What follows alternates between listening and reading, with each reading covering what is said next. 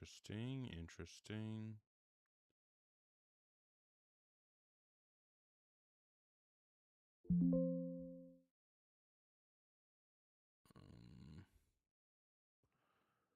Hmm. There we go.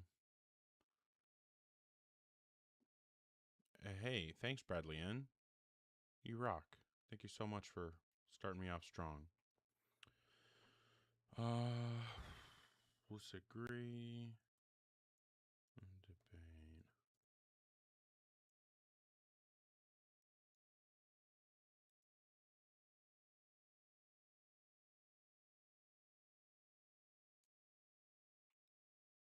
Let me see.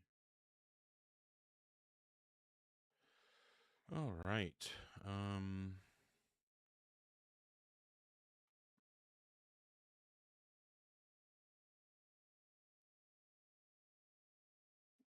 Okay. Oh, god damn it. Never ends. All right. So, hoping to have do we this is going to be annoying.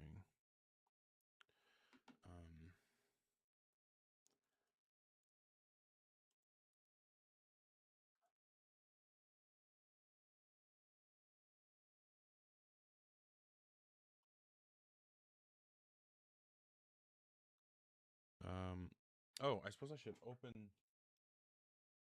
Oh, are people already requesting? I'm over here just fucking around with the YouTube stream and shit. Not paying anywhere near enough attention. Hold on, I'm opening the guest queue now. Looking for, hey, thanks, Poopman Jones. Looking to talk to folks who are 18 plus, who have some kind of argument or evidence that would provide rational justification to believe in a God. So hopefully we can have some good conversations this evening about that topic specifically. Hi, Lincoln. How old are you?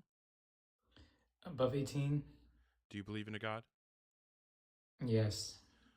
All right. And which God do you believe in? The Christian God? Cool. What would you say is the best argument or evidence that would provide rational justification to believe in God? Definitely the Bible. The scripture Okay. How does is the perfect. Bible provide evidence for God? Well, God impregnating a woman in the Middle East through the Holy Spirit and Yeah, giving that's a birth to claim. Jesus Christ. Yep, that's a claim. I'm asking for the evidence. So just saying that the Bible claims something doesn't provide evidence. You would have to, actually show evidence, some reason to believe the claims. I mean, do you not believe in the Bible? Of course not. I'm a rational person. Well, the Bible makes rational claims. Let me Yeah, explain. it makes claims, and it makes claims that can be evaluated rationally. So in that sense, I would agree that it makes rational claims, or claims that are like reasons apt or whatever, however you would want to put that. But that doesn't mean that we have reason to believe the claims in the Bible. That's what I'm asking you. What are the reasons why we should believe the supernatural claims in the Bible?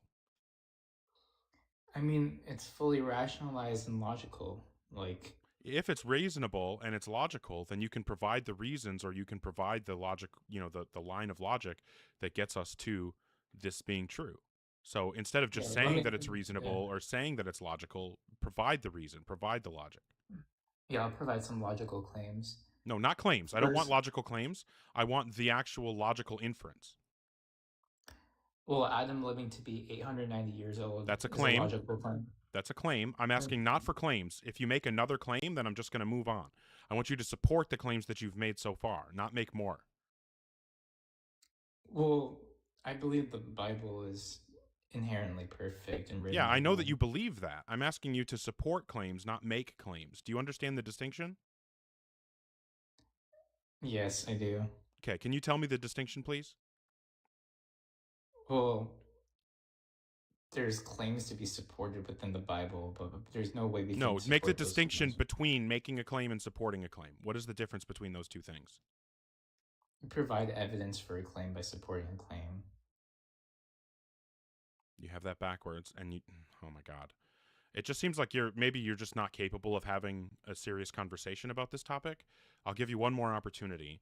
Do you have any evidence to support any of the supernatural claims that you've made? I've seen God. Okay, so I'll take that as a no. Thank you. It's too bad that you weren't actually able to provide anything of substance.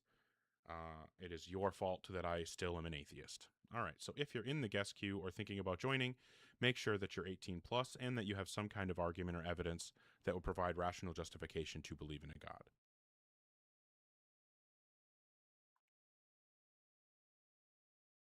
Hello, ma'am. Hi, Ayla. How old are you? I am 18 years old. Okay, you definitely don't sound it. Just looking to talk to adults.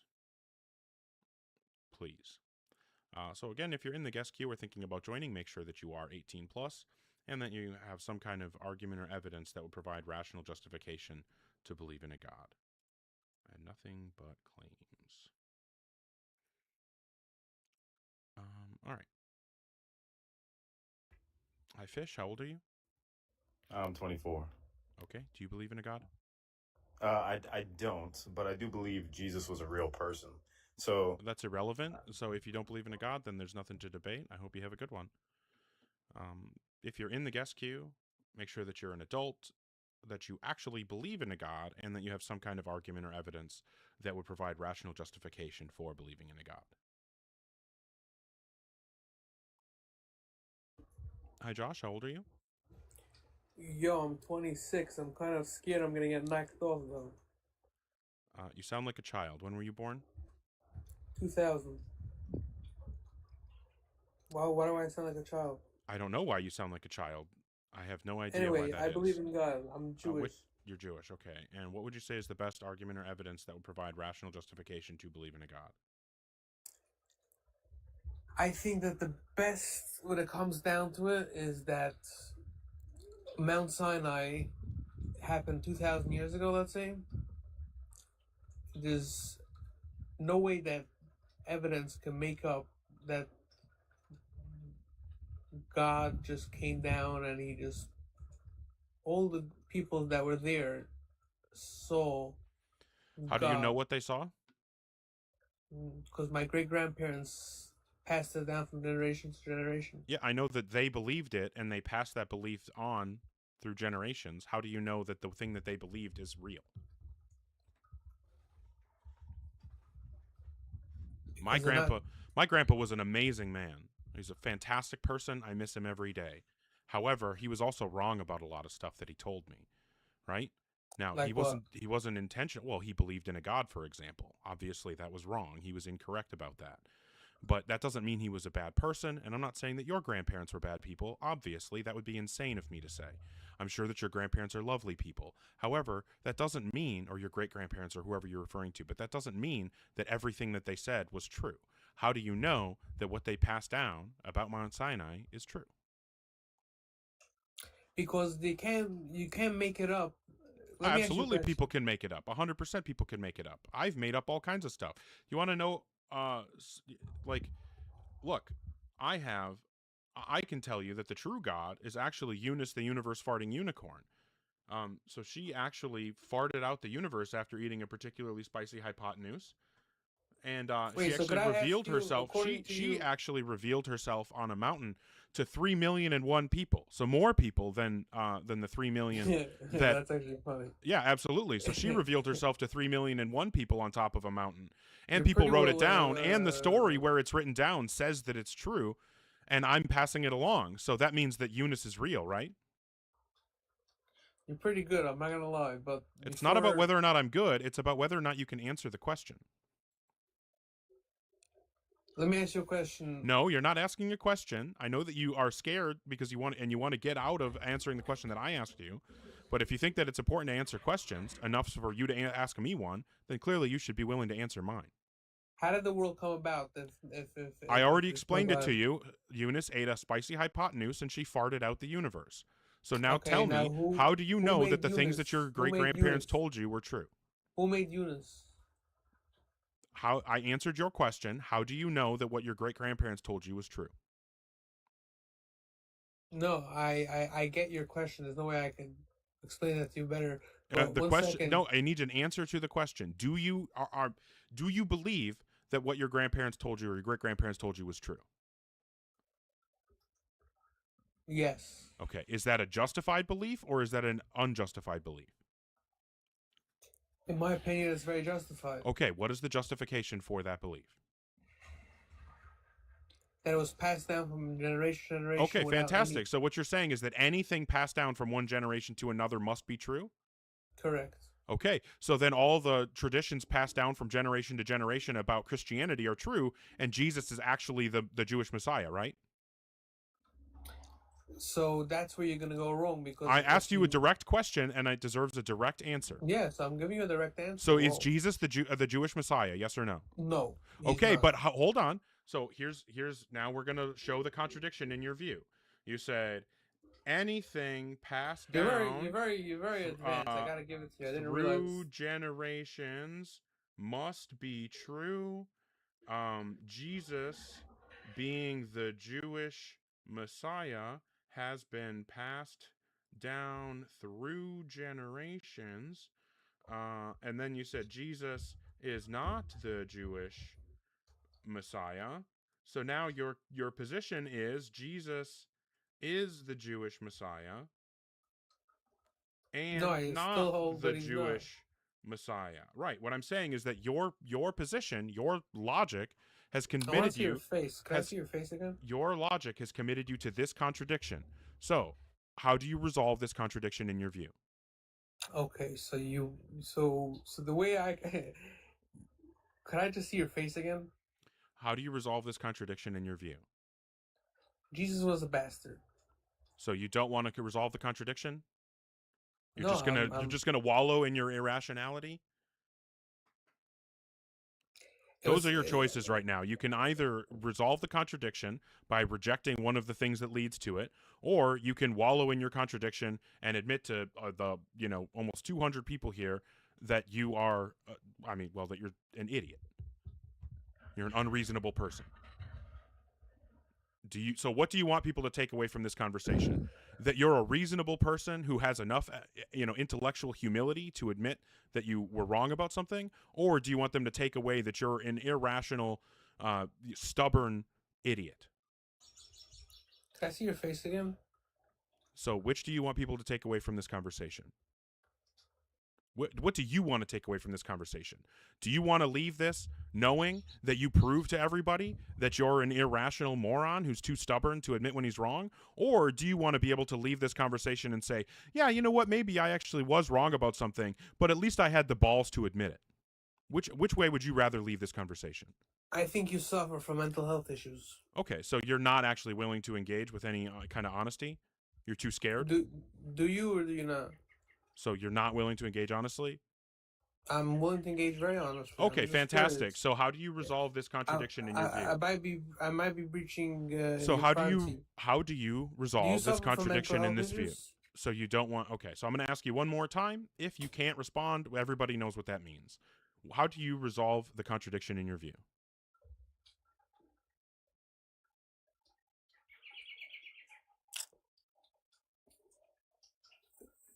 Anything passed down generations doesn't mean if there's a fallacy and it's passed down generations, right? Then it's a passed down fallacy.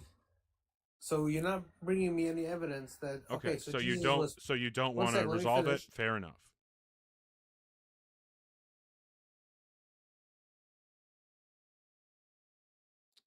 Frustrating. Okay.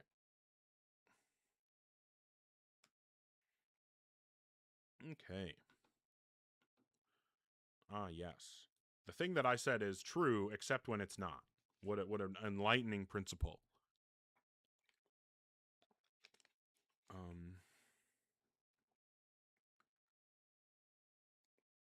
Wouldn't address contradiction in his view. Alrighty. So, if you are in the guest queue or thinking about joining the guest queue, make sure that you are 18 plus and that you have some kind of argument or evidence that would provide rational justification to believe in a god. Bertram, that stingray was cool as fuck. Thank you. That was fucking awesome. Also, thanks everybody else for the support. Bertram, Bradley Cooper, KC, Poopman Jones, Bear, Lem, Bradley N, I sincerely appreciate the Noble Professor. Thank you all. Also, thank you to the new followers. Looks like we got 5 new followers, trying to keep growing the stream.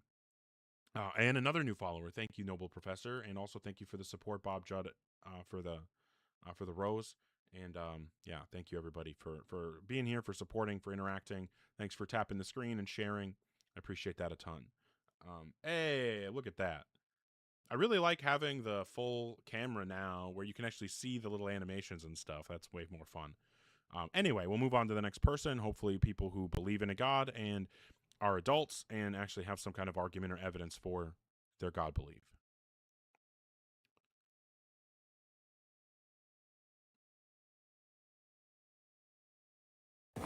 Hi, C's, how old are you?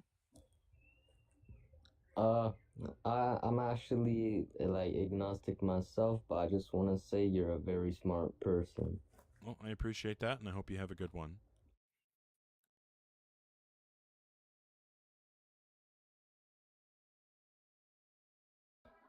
Hi, Isaiah, how old are you? I'm a girl. Okay, well, I mean, you're actually a child. Girl or boy, I don't know, but definitely a child. So yeah, make sure that if you're in the guest queue that you are actually an adult, that you believe in a God, and that you have some kind of argument or evidence that would provide justification for your God belief. Hi, Professor, how old are you? 35. Do you believe in a God? I do. All right, and which God do you believe in? I am a Muslim. I believe in Allah. Okay, and what would you say is the best argument or evidence that would provide rational justification to believe in a God? Formal logic. It states that nothing cannot exist. And in that, they already have did the formula to present the fact of the existence of God. Now, they haven't given God a specific name, a quality, or attribute, just that the actual existence of God is factual. What do you mean when you say God? The non-existence What do you mean when you say God? A supreme being that has created this reality that we're in. Okay, and does it have a mind, knowledge, will? You know, I don't think that any one of us can answer that, to be completely honest. Okay, when I'm talking about a God, when I say like the prompt above my head, God isn't real, I'm talking about a personal ultimate foundation to reality. So like a thing with a mind that is the explanation for everything else that exists. I would 100% agree with you. Okay, so you think that God does have a mind? No, God doesn't have. Okay, well, what I just said was a thing with a mind that created and sustains everything else in reality. That's what I just said. I agree with you. That wouldn't be God. Oh, but that's not where the proof of the existence of God is at. It's okay. So if for something to qualify as God, one of the qualities it has to have is a mind. Does the thing that you're talking about have a mind? Says me. That's the definition I'm using and that I'm interested in talking about, because if you disagree, if the thing that you're talking about doesn't fit that definition, then we're just having a semantic argument, and that's not interesting for me or anybody else. So I'm trying to clarify what you actually believe in. So I'm asking you if the definition that I've provided fits the God you're talking about, because if not, then we're just okay. Fantastic. Thanks for clarifying. All right, thank you for clarifying. So again, I'm not interested in having a semantic debate. We're not going to just sit here and debate what we should mean when we say God. I told you what I mean. If you don't mean that, then we're not talking about the same thing, and we can just both move on with our lives. I forgot to turn the light on in this room, so you guys just give me a second here. I'm going to be right back. Otherwise, it's going to get real dark and annoying, and I won't be able to see my keyboard and whatever. I'll be right back.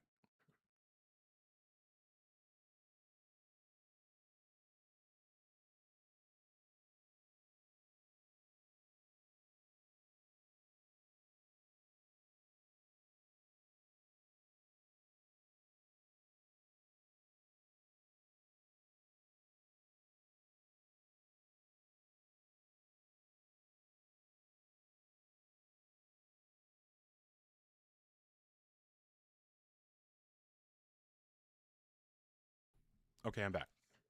All right, much better with the light on.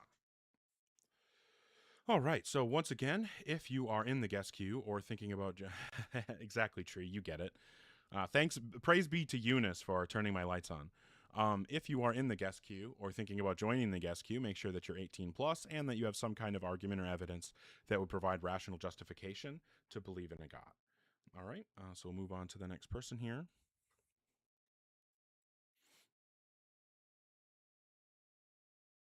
Hello, Hi, Gavtron. How old are you? I am 26. You sound 14. When were you born? Oh, you're just going to say 2000. What Because I was... was born in 2000.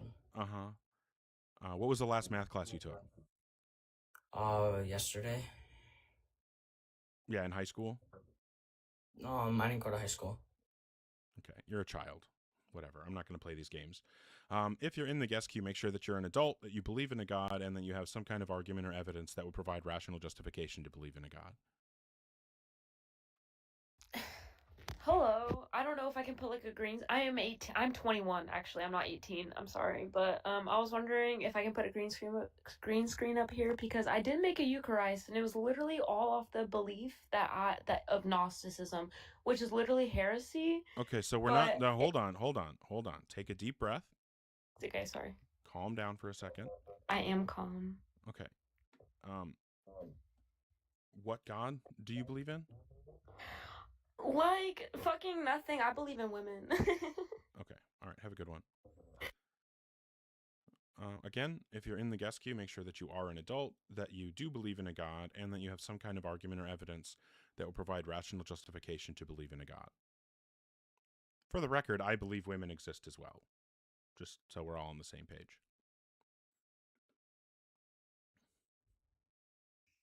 Hi, Kenny. How old are you?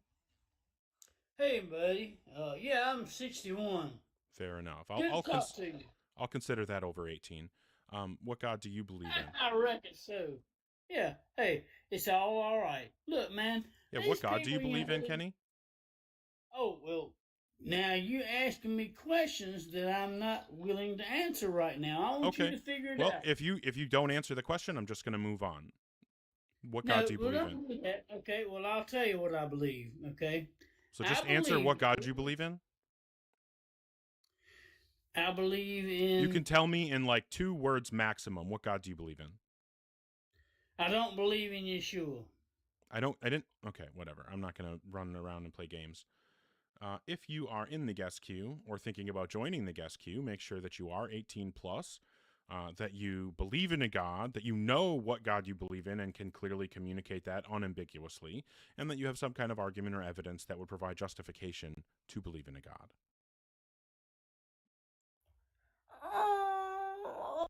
Okay, fair enough. I assume that this is just another troll. What's up, nigger? Yeah, that's nigger, about what I figured. It's about the best that they have. Hello? Hi, Jet Set, how old are you? 27. And do you believe in a God? Bro, why are you bald? Okay. I mean, I agree that that's the best theism has to offer. It's just embarrassing that even the theists know that that's the best they can do. Hey.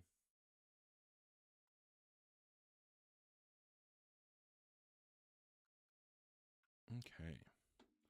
Once again, if you're in the guest queue, make sure that you're 18 plus and that you have some kind of argument or evidence that would provide rational justification to believe in a God. Hi, Toby. You're very lucky that I was already bringing you up when you started begging in the chat. Please don't do that. Hello. For other people, don't do that. What God? How old are you, Toby? I'm 18. I'm 18. Do you believe in a God? Yes. Which God do you believe in? I believe in Allah. Okay, and what would you say is the best argument or evidence that would provide rational justification to believe in a God? So the best evidence that we have regarding that God is real is the Prophet Muhammad receiving revelation. And that's a claim. That's a claim, and I'll tell you why, and I'll explain why. In the book, in the Quran, that was revealed 1,400 years ago, there's things that us humans didn't know back then. I don't care. It could have just been a coincidence. What's the evidence that there's actually a God involved and that it wasn't a coincidence? There's scientific facts in the Quran. And I'm saying that could be a coincidence. What's the evidence that it wasn't a coincidence and that God was involved? Of course God's involved because there's... What's the evidence for that? That's just the claim again. I have the evidence. I'll bring the evidence. Do you want me to bring evidence? That's what I've been asking for this entire time, my guy. Okay, I'm going to bring evidence and it's in the Quran. Can you just give me 2 seconds? No, because the Quran is the claim. I'm asking for the evidence that we should believe what's in the Quran. Oh, the evidence to believe in the Quran, there's loads of evidence to believe in the Quran. Let me give you a first example.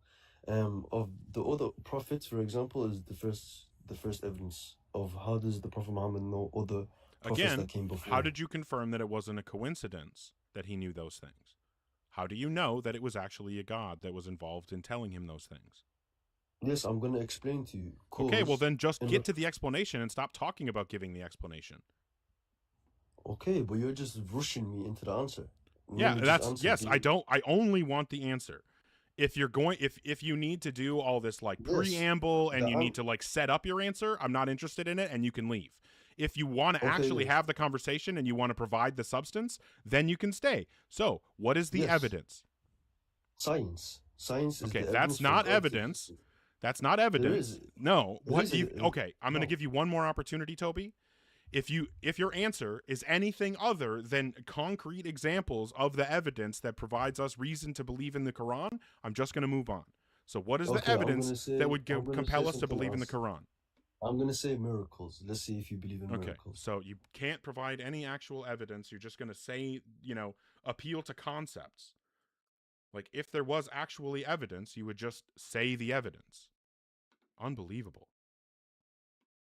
Once again, if you're in the guest queue or thinking about joining, make sure that you're 18 plus and that you actually have some kind of argument or evidence that would provide justification to believe in God.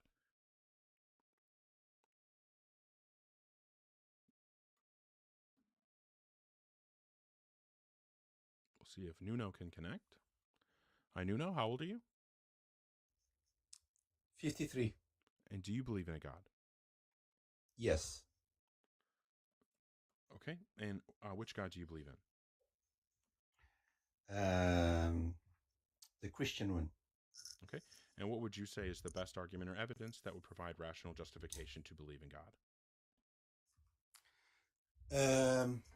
Well, the same way, let's say, the Twin Towers existed, there was someone that built it.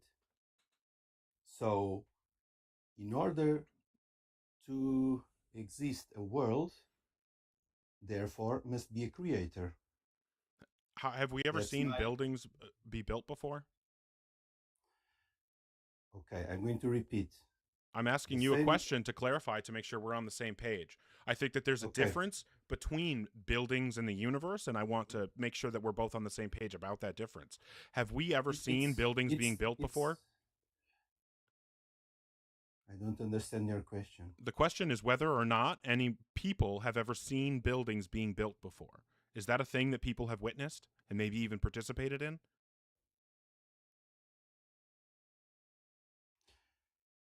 I don't understand your question. What I'm saying is, Do you know whether do you think that there are when humans something exists, Excuse me, when Nuno. something Nuno, exists, hello. when something Nuno, exists, excuse me, hello.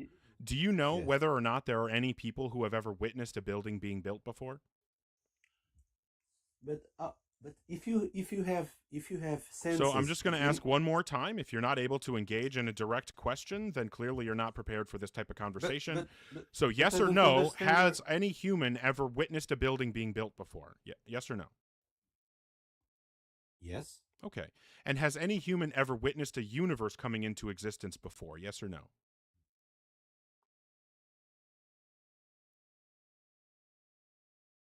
I don't know. So you're not sure whether or not a human has witnessed a universe coming into existence.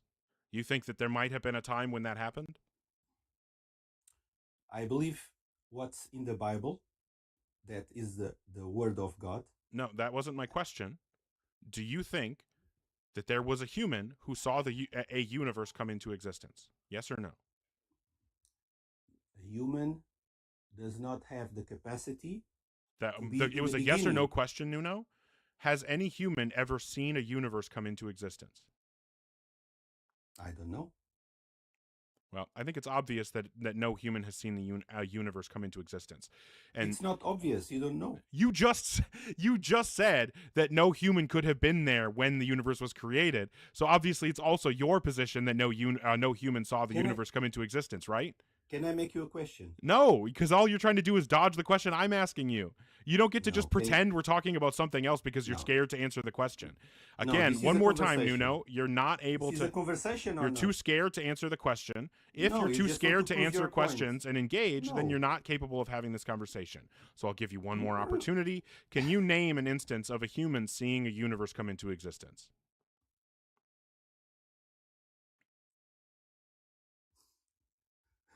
Well, like that, it's not possible to talk to you because it's I only agree. going It's to not be. possible for you to talk to me, mainly because you're not here anymore. Just absolute refusal to engage with the substance. So if you are in the guest queue or thinking about joining the guest queue, make sure that you're 18 plus and that you have some kind of argument or evidence that would provide rational justification to believe in a God. Hello, Ari. Hello, sir. How old are you? I'm 21, 2005. Okay, and what God do you believe in? I believe in Jesus. I believe in Orthodox Christianity. Okay, and what would you say is the best argument or evidence that would provide rational justification to believe in a God? To be honest with you, rational justification would be too much because people have the free will to not believe. So Or do to you have believe any in- argument or evidence? Anything that would give us reason to believe in God? For people in my close circle, yes, I have conquered miracles in my life. Do you understand the question that I asked you? Yes, I do understand. Do you think that that was an answer to my question? Not exactly. Yeah, okay. So if you are going to admittedly just come up here and be dishonest and evasive, then there's no reason to talk to you. Oh, okay. Well, thank you for running away because I was probably going to kick you anyway for being evasive. All right. So all I really want to do is actually have the conversation. But in order for us to actually have a conversation about whether or not there's reason to believe in God, you have to engage in that topic. You have to actually deal with the substance of that conversation. Okay? I think we can do this. We've got a bunch of people in the queue. I believe that at least one of them is going to be able to manage this.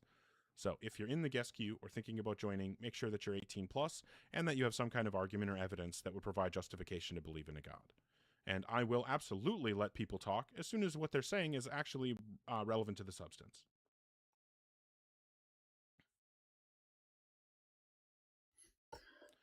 Hi, Eris. How old are you? I just became 18 today. I live in Greece. 4 hours ago, the date changed, and I am 18. I have my birthday. Do you believe in a God? Can you hear me? Yes, and I have some evidence that I think will change your mind. Okay, what is the So argument or evidence that would provide this is not justification to my- believe in a God? Which Yes, God? Wait, yes, I'm so sorry. so I'm let so me sorry. ask- My mistake. I do need to ask. What God do you believe in? I'm an Orthodox Christian. Okay, what's the evidence? So, let me ask you something. How was the universe created? Do you know the theory of Big Bang? So, what's the argument or evidence?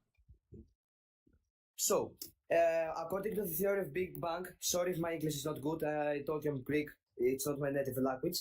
According to the theory, the Big Bang, there was, I don't know the word, things, what are things made of? Give me the word, I don't Matter? remember it.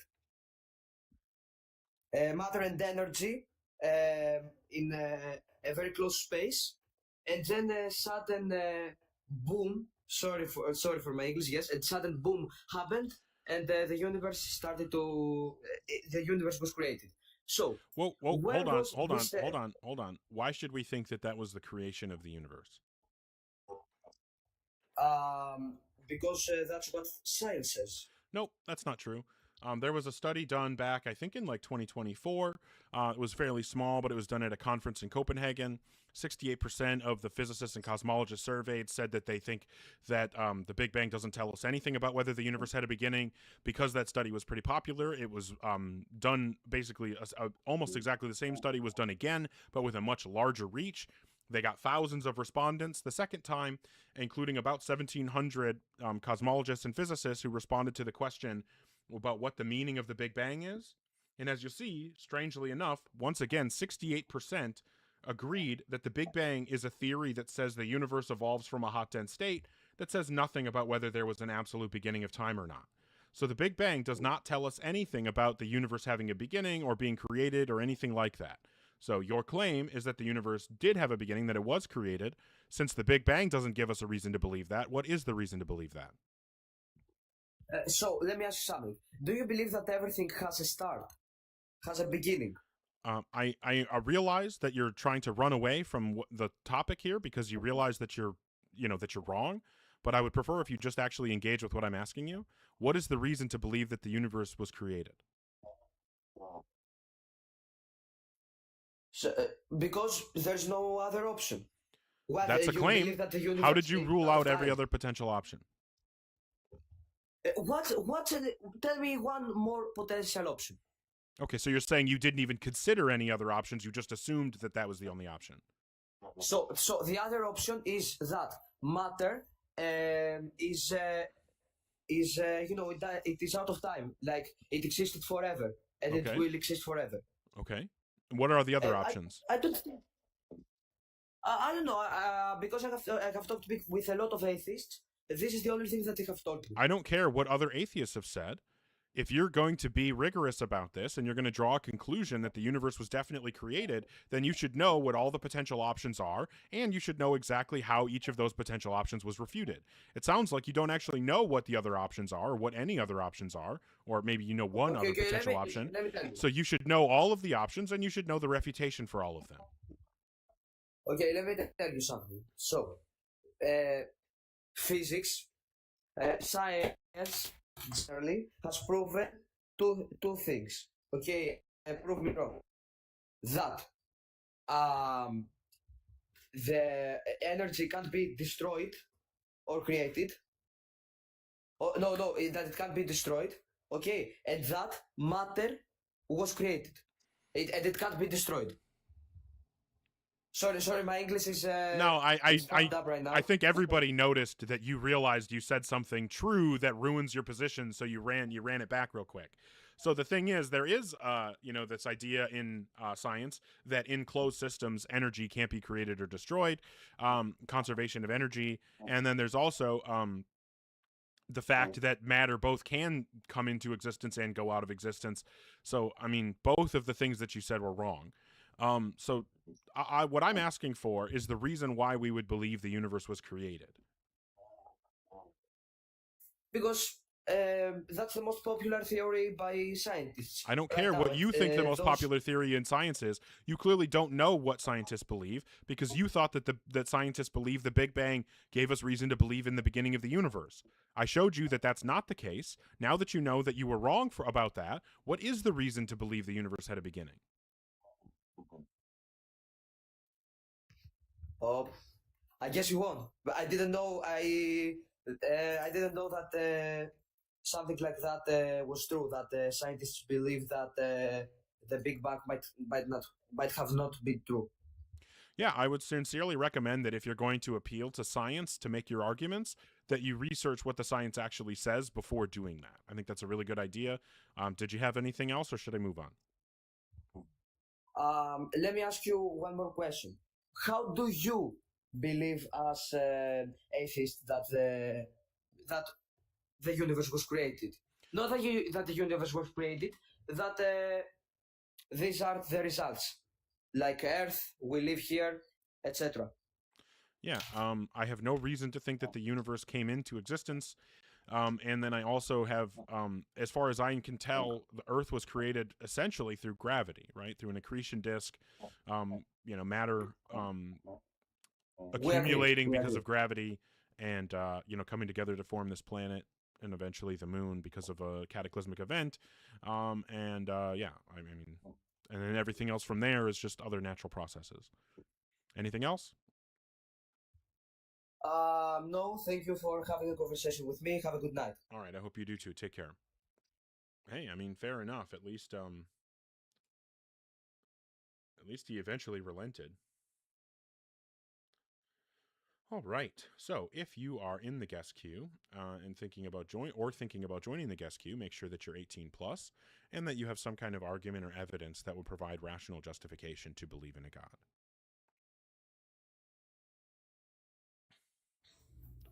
Hi, is it Josu? Josue. Josue. I apologize.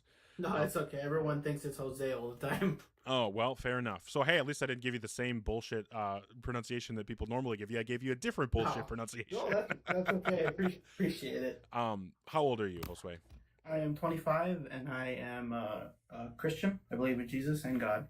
Perfect. And what would you say is the best argument or evidence that would provide rational justification to believe in a God? Myself, personally, I would say life experiences. There's been lots of things in my life, including my parents' life that have happened that really have no explanation other than believing that there's a God. Okay, but that's fine. I mean, lots of people have stories like that make them conclude that other gods exist. So why should I believe your conclusion about your God and not believe their conclusions about their gods? Well, that's a fair question. I know a lot of other religions and people make really good arguments for their gods, but well, see, the problem is I think that this is a terrible argument. I think that you're making a terrible argument right now, and the reason it's a terrible argument is that every other religion, every other belief system has the exact same argument with the exact same evidence for their position. And so if you don't think that all the other religions are true that have this exact same evidence, then it would be inconsistent and illogical of you to think that this is actually a reason to believe in your religion. That's true. I can definitely see that. But I guess I grew up Christian, and I guess that's like the religion that I believe, sure. I would say. But if somebody grows up Muslim, does that mean that Islam is actually true? No. Right, and if someone grows up Hindu, that doesn't mean that Hinduism is actually true. Mm-hmm. Right, so growing up Christian has nothing to do with whether or not Christianity is true, right? Yeah, okay. That's true. So what would be the reason to think that God actually exists? That our universe is very finely tuned for living for us. Okay. Like the way the universe was created was everything was perfect for humans. Like Earth is perfect for humans. The way that our Earth has a magnetic field around it is perfect for us. See, I think that's actually evidence against. Well, how about we'll put it this way? I don't think that that's evidence for God. Why would you say that? Well, because if God exists, he could have made life in any kind of universe with any, without electromagnetic poles. Like you would agree that God could make humans exist without electromagnetic poles or gravity, right? Well, yes. Yeah. Yeah, he has the power to do that. So if God has the power to do that, then the hypothesis that God exists wouldn't predict that there would be fine-tuning because God doesn't need it. So even if you say like, well, if God exists, then we would predict that he would create humans. Okay, fine. Even if I grant that, you can't then say that we can also predict God would create a universe that's hospitable to humans because God doesn't need to create a universe that's hospitable to humans in order to make humans. So what that means is that the God hypothesis doesn't predict fine-tuning. And so if the God hypothesis doesn't predict fine-tuning, then finding fine-tuning isn't evidence for God. Mm. So do you think that everything in the universe just happened just out of nowhere? I didn't say anything like that. What I said was that I don't think fine-tuning can be evidence for God. Well, how could something that's so perfect for us not be evidence of a creator? Like, I just explained it to you. I just explained it to you because if there was a creator, especially a creator like the one you believe in, then we would actually expect to find a universe that isn't perfect for us, but we exist in anyway. Because there are more ways that God could have made the universe without fine-tuning than fine-tuned ways, right? Could you elaborate more on that? Well, you're saying that because all of these things in reality that are friendly to life are unlikely, that's a reason to believe in God because God brought about this unlikely unlikely scenario, right?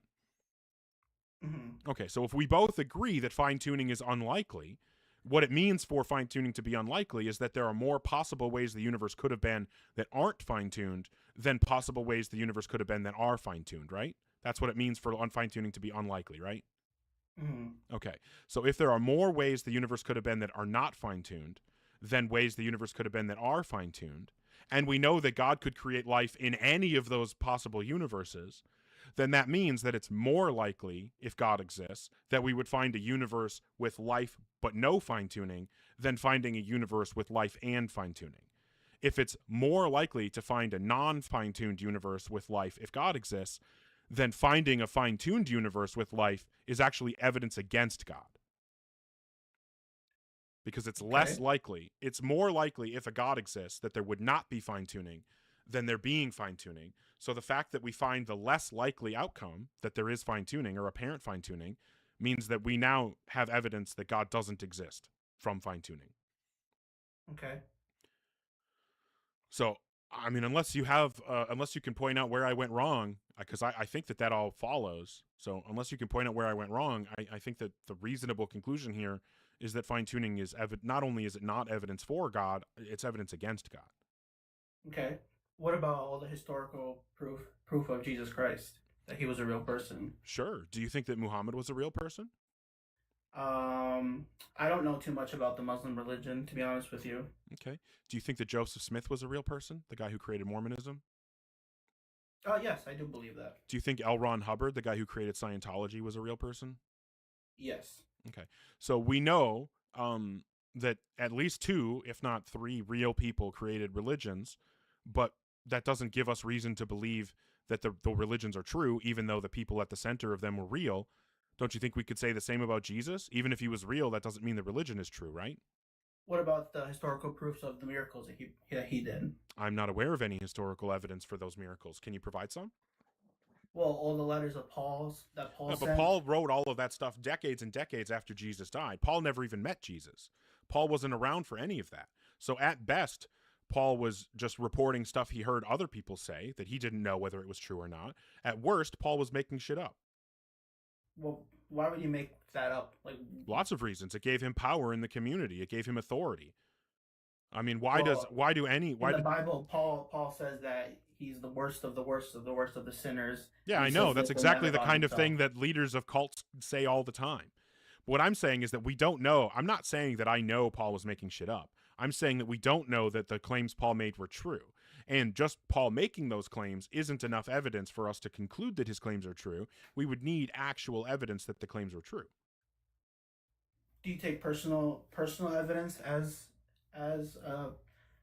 truth or no? No, I think that we started out there, didn't we? Because you were talking about all your experiences with your family and stuff. Yeah, but I never told you about what happened. Yeah, I know, because I don't care what happened. Because we're gonna get almost the exact same stories from every other religion, every other belief system. And if those stories aren't enough for you to believe in those belief systems, then it would be unreasonable for you to think that your story is enough for someone, including you, to believe in your belief system. Mm-hmm. What we would need is some kind of tool that would allow us to tell who is properly interpreting their experiences and who's not. Do you have a tool like that? I do not. I just have a story that something that happened to my mom. Sure. So if I had a story of something that happened to my mom, and it made me conclude that Jesus isn't real and there is no God, would that be good enough reason for you to stop believing in God? No. Yeah, I agree. It shouldn't be. In the same way that no matter what story happened to your mom, it shouldn't be reason for me to believe in God. And honestly, it shouldn't be reason for you to believe in God either. So do you actually have any arguments or evidence, any reason to believe in God whatsoever? Other than my faith, I have nothing that's like scientifically or like physically like proof, if that makes sense. Does faith provide a reason to believe in things? For me, yes. For others, maybe not so much. Okay, so you're saying that if you had faith that God didn't exist, then it would be true that God didn't exist? What do you mean by that? You're saying that you are confident your belief is true because of your faith. So I'm asking, if you had faith in something else, would that make that other thing true? What else would I have faith in? Like that there is no God? No. Okay, so what you're saying is that just having faith in something doesn't actually justify believing in it. Well, it does, because that's the whole point of faith. The whole point of faith is hold on. So then if having faith in something justifies believing in it, then that would mean that if you had faith there was no God, then you would be justified in thinking it's true that there is no God, right? Well, yeah, but faith comes from like certain like from like I guess a religious No, faith Well, just I comes guess from cope. I don't. Faith just comes from cope. All faith is cope. It's just saying, I don't actually have a reason to believe this, but I want to pretend I have a reason to believe it, so I'm going to say that faith is my reason to believe it. That's what I'm pointing out. If I had faith that there is no God, that wouldn't actually demonstrate that there is no God, in the same way that if I had faith that there was a God, it wouldn't actually demonstrate that there's a God. I can tell you that I have faith that Eunice, the universe farting unicorn, is real, and that she actually farted out our universe after eating a spicy hypotenuse. But do you think that me having faith in that means that Eunice really exists? I sure hope so. Mm-hmm. But you can see what I'm saying, right? Yeah, no, I understand your points. Yes. Right. So having faith in something doesn't actually provide a reason to believe in it, right? Well, I guess I can't for myself. I can't exactly say that. Well, if having faith in something provides a reason to believe in it, then we now have reason to believe in Eunice because I have faith in her. Mm-hmm. So do you think that you have a reason to believe in Eunice? No. Right. Right. So you're agreeing with me that faith doesn't provide a reason to believe in things. Yeah. Unless what you believe, if I believe that God is true and he's like real, then I can believe in that. I can have faith in that. I'm not denying your capability of having faith in something and believing in it. I'm asking whether or not it's true that you have a reason to believe in God. Because so far it sounds like you don't have a reason to believe in God. Well, I have lots of reasons to believe for God, but you're not going to believe any of those reasons. No, you don't have any reasons to believe in God. If you did, we could have talked about them. But everything you've mentioned so far has not actually been reasons to believe in God. You talked about personal experience, and we both agreed, nope, that's not a reason to believe in God. You talked about growing up in Christianity, and we agreed that's not a reason to believe in it. You talked about fine-tuning, and we agreed that's not a reason to believe in it. So then you went back to personal experience, which we had already agreed isn't a reason to believe in God. So it sounds like and then we talked about faith, which, again, we both agreed wasn't a reason to believe in things. So it sounds like all the things that you're pointing to as reasons to believe in God aren't actually reasons. Do you have anything else, or should I move on to the next person?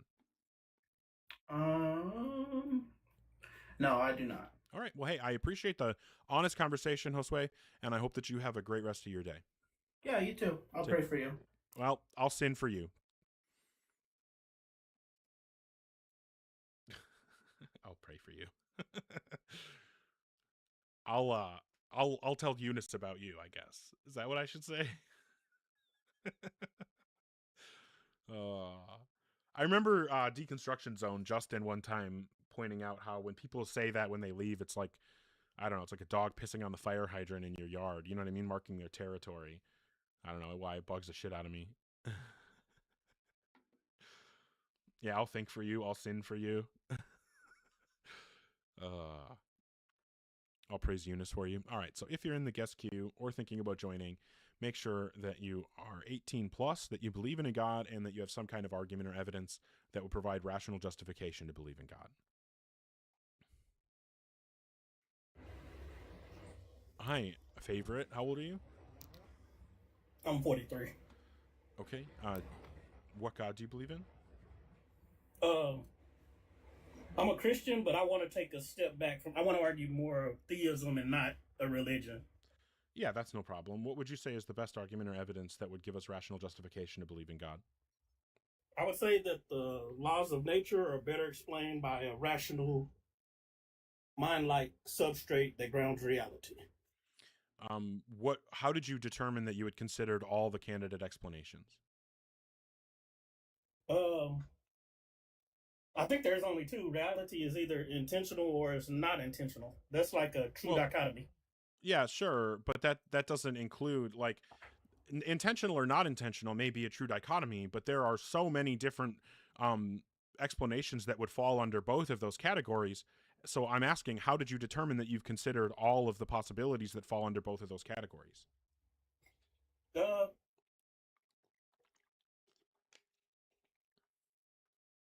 it could be that it was the universe was intentionally created by a council of 27 gods. It could be that the universe was created hold on unintentionally, just a sec. but it was actually because of was the wrong thing. It could be that the universe was created unintentionally, but just as a result of a fart from a magical unicorn. Yeah, but that's not how I'm defining God. You're talking about deities. Do you understand that the God concept is not a personal deity? Like, I'm talking about like it could be a non-interdisciplinary God, but that's what I said. We're stepping back from those are all favorite operations, right? Favorite. What I'm Oh, totally you call me Chris, man. It's a. If you didn't understand the literary device, that's fine. Just call me Chris. Chris. Okay, Chris. So my issue here is that I'm totally fine with you arguing for like a generic God because like that's like you take stages to get to your actual belief. I don't have a problem with that. However, what I do have a problem with is if you're going to argue for something that would then be incompatible with your belief. So if you're saying that, other kinds of deities that couldn't possibly be consistent with the Christian deity are live options for you still, then you're just contradicting yourself. No, I'm saying. No, that's what I'm saying. Like, Christianity has nothing to do with that. Christianity is going to be a personal, cultural thing. It has nothing to do with theism. This is why I believe that the universe is either intentional or non-intentional, period. Yeah, I understand that. But what I'm saying is that Chris, what I'm trying to explain to you is that under the categories intentional and not intentional are lots of things that would be gods and would not be gods. So I'm asking you, what I'm asking you to do is to explain to me, to demonstrate to everyone here how you determined that you had considered all of the intentional possibilities and all of the non-intentional possibilities. I think you're confusing deities with the God concepts. So you don't want to provide that demonstration? No, but I'm saying, let me explain to you what this means. You're talking about deities. That's one particular. Those are cultural operations that exist within reality. I'm saying God grounds reality. God is why that's irrelevant. This has nothing to do with my critique. It is absolutely relevant. Okay, so then explain to me what my critique is. You're saying personal deities. You're not arguing the same concept of God as me. No, what is my critique?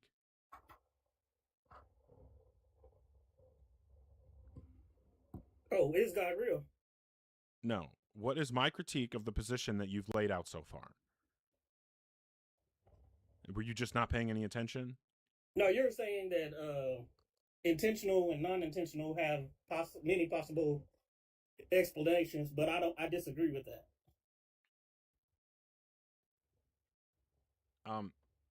So how did you determine that how many possibilities are included in those options? There's only two possibilities. It doesn't matter which God it is. Yeah, how did you determine that those are the only two possibilities? I'm saying that reality is either intentional or it's either brute fact and random or it's intentional. Something. Okay, well, that's definitely not a dichotomy anymore. I agree with you that intentional or not intentional is a dichotomy. That's fine. Let's stick with that. So how did you determine that there's only one intentional possibility and only one non-intentional possibility? No, I'm not saying that. I'm going back a step further. I'm going into ontology. What is? Oh my God, man. I just need you to lay out for all of us how you determined what all the possibilities under each of those headings are.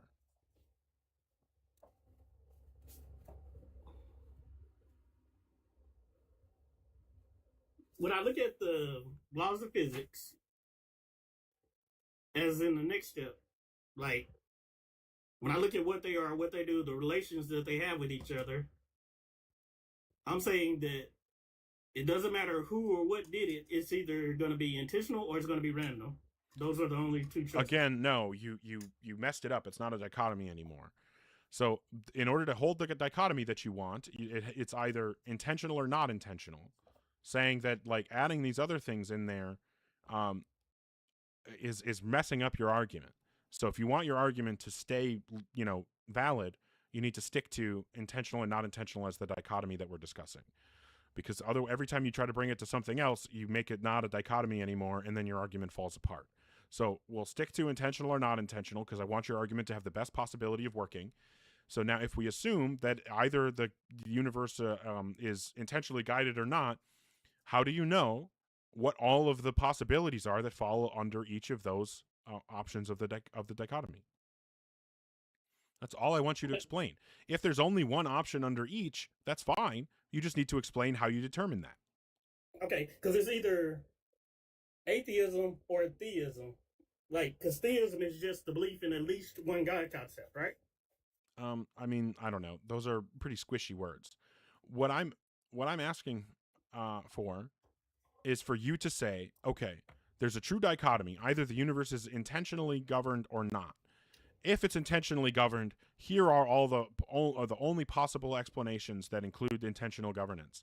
And then if it's not intentionally governed, here are all the possible options that don't include intentional governance. And here's how I determined that those are the only options in each of those categories. That's what I need from you right now. So everything that falls under theistic is a candidate for intention. Everything that follows under atheistic is going to be non-intentional. No, because the universe could have been brought into existence by intelligent aliens from another universe. That's intentional, but it doesn't include a god. But there would be gods. No. I would consider those gods. Okay, well then now we're not even talking about the same thing anymore.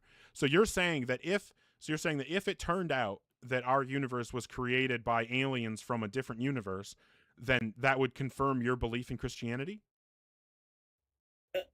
We're not. I just told you we're not talking about religion. And I told you that I'm not going to allow you to argue for things that contradict your actual position.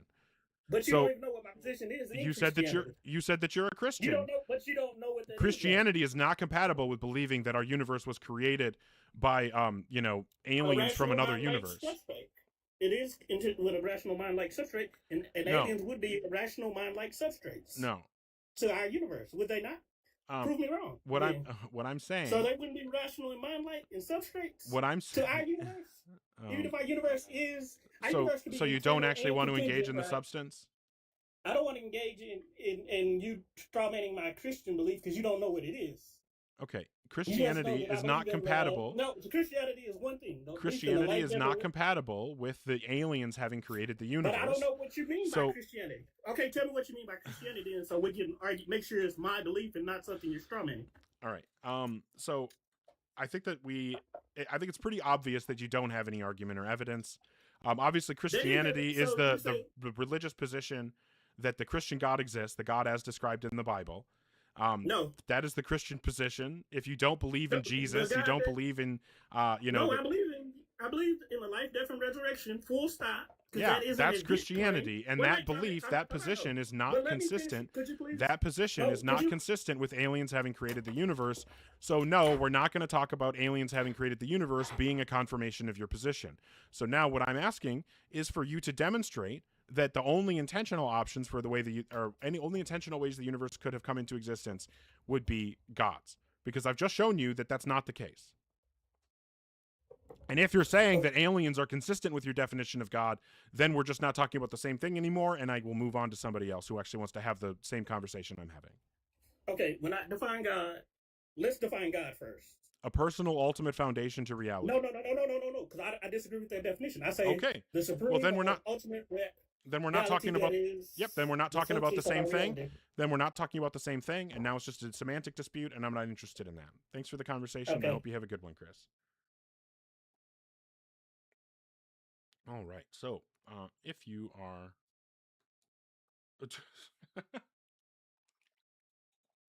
All of a sudden, I saw something about a 2-inch hog. I don't know what's going on. You're right, Vicky. The conversations do tend to go one-sided because people stop engaging in the substance and they try to run away, and then I don't let them. And that's when it gets one-sided. So I totally agree with you, Vicky. Or whatever Vicky. Thank you so much, everybody, for the support. God damn. Where the fuck are we at? Thank you, Alan, Sober, Bradley N, Broken Tree Branch, Poopman Jones, Angry Neeson, Lupine, Cool Beans, was it Bob Owley, the Ginger Ninja, Franco? Thank you guys. Sincerely, the support means a ton to me. And I'm just going to assume that we actually have 500 people here watching and that that's not just bots. And that all those likes are real likes.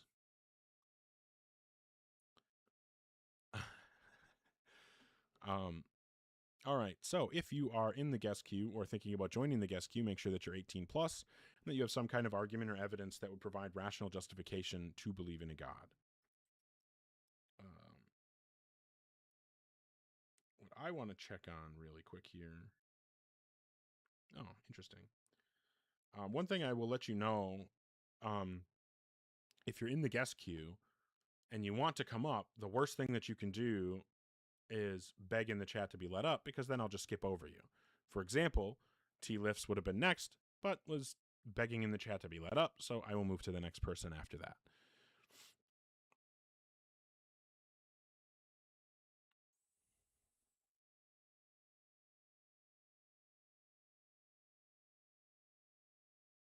Yeah, that was wild, Jimmy. I don't know why the Twin Towers came up on that conversation.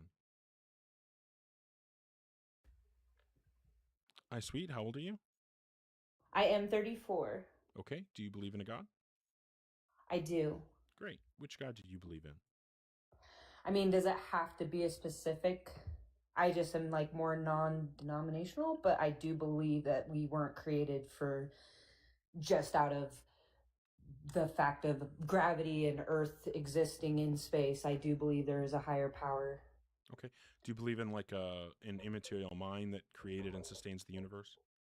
Yes, I believe that everything exists for a cause, just like free will, for example. Like, But you don't believe in Jesus?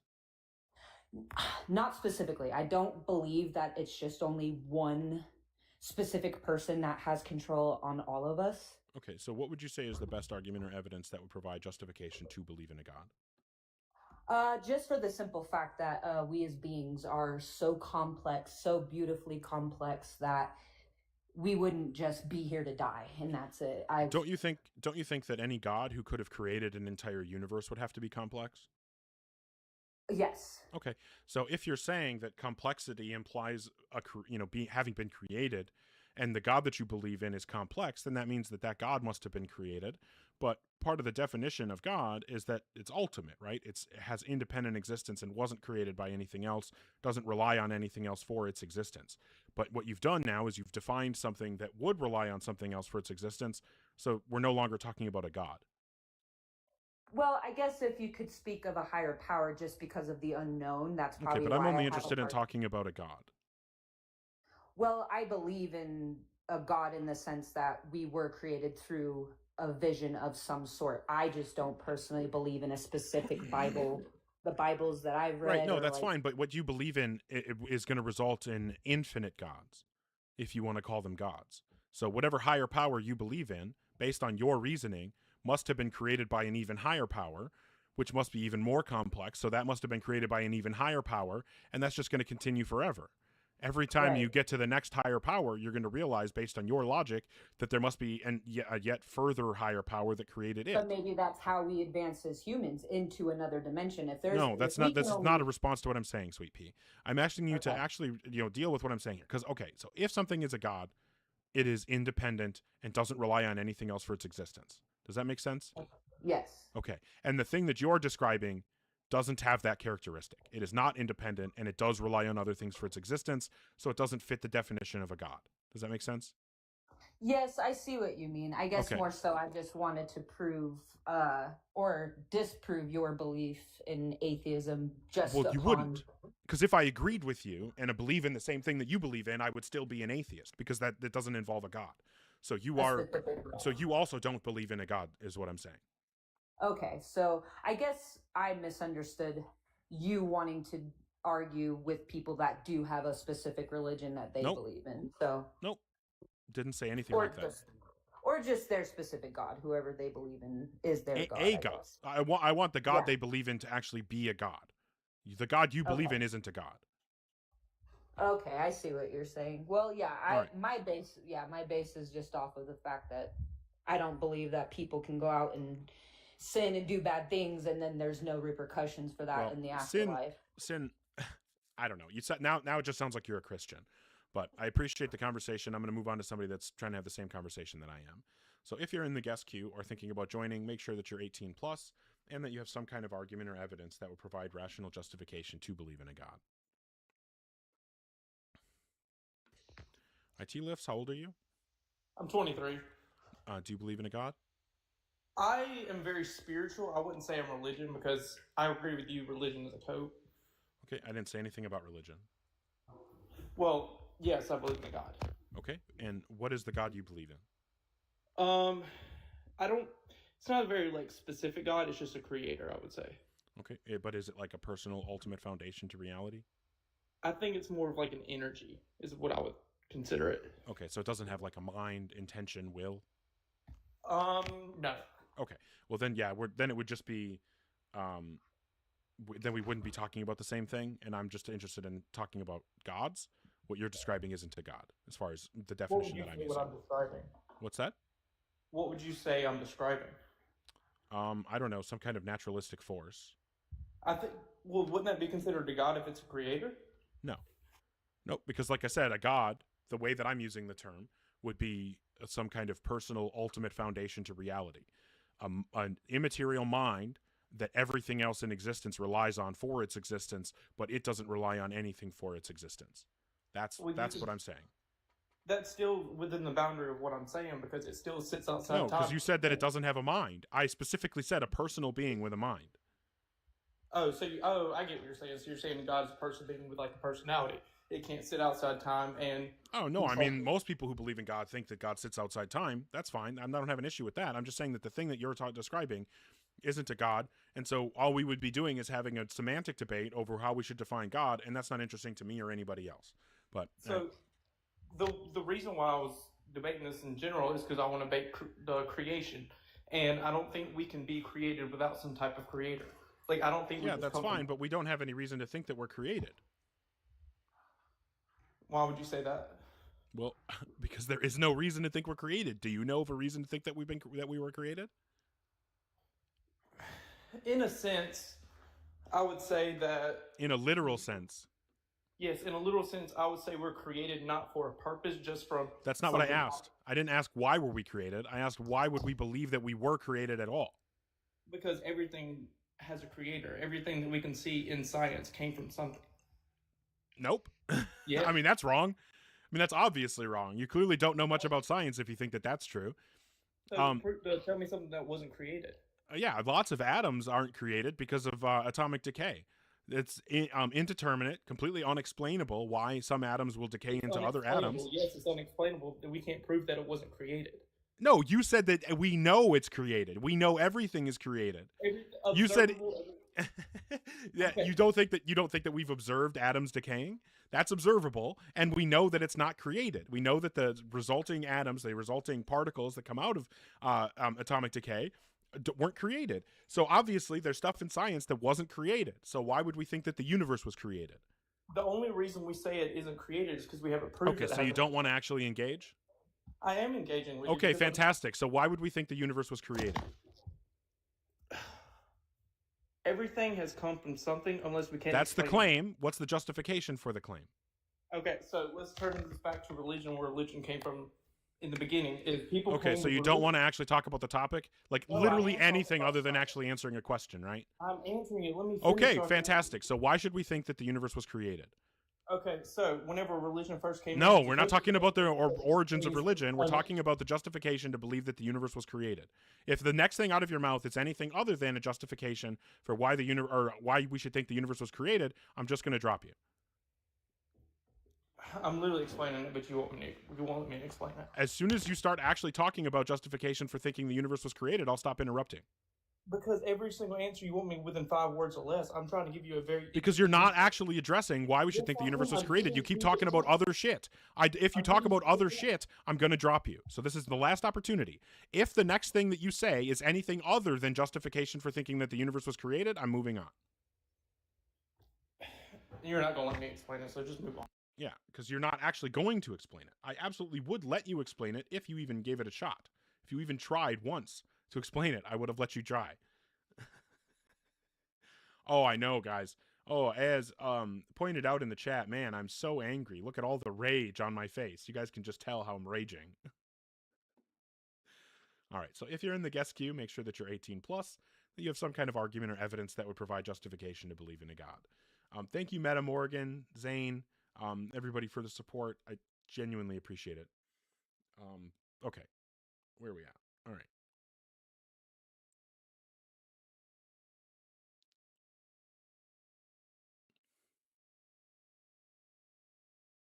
Igor accepted my request.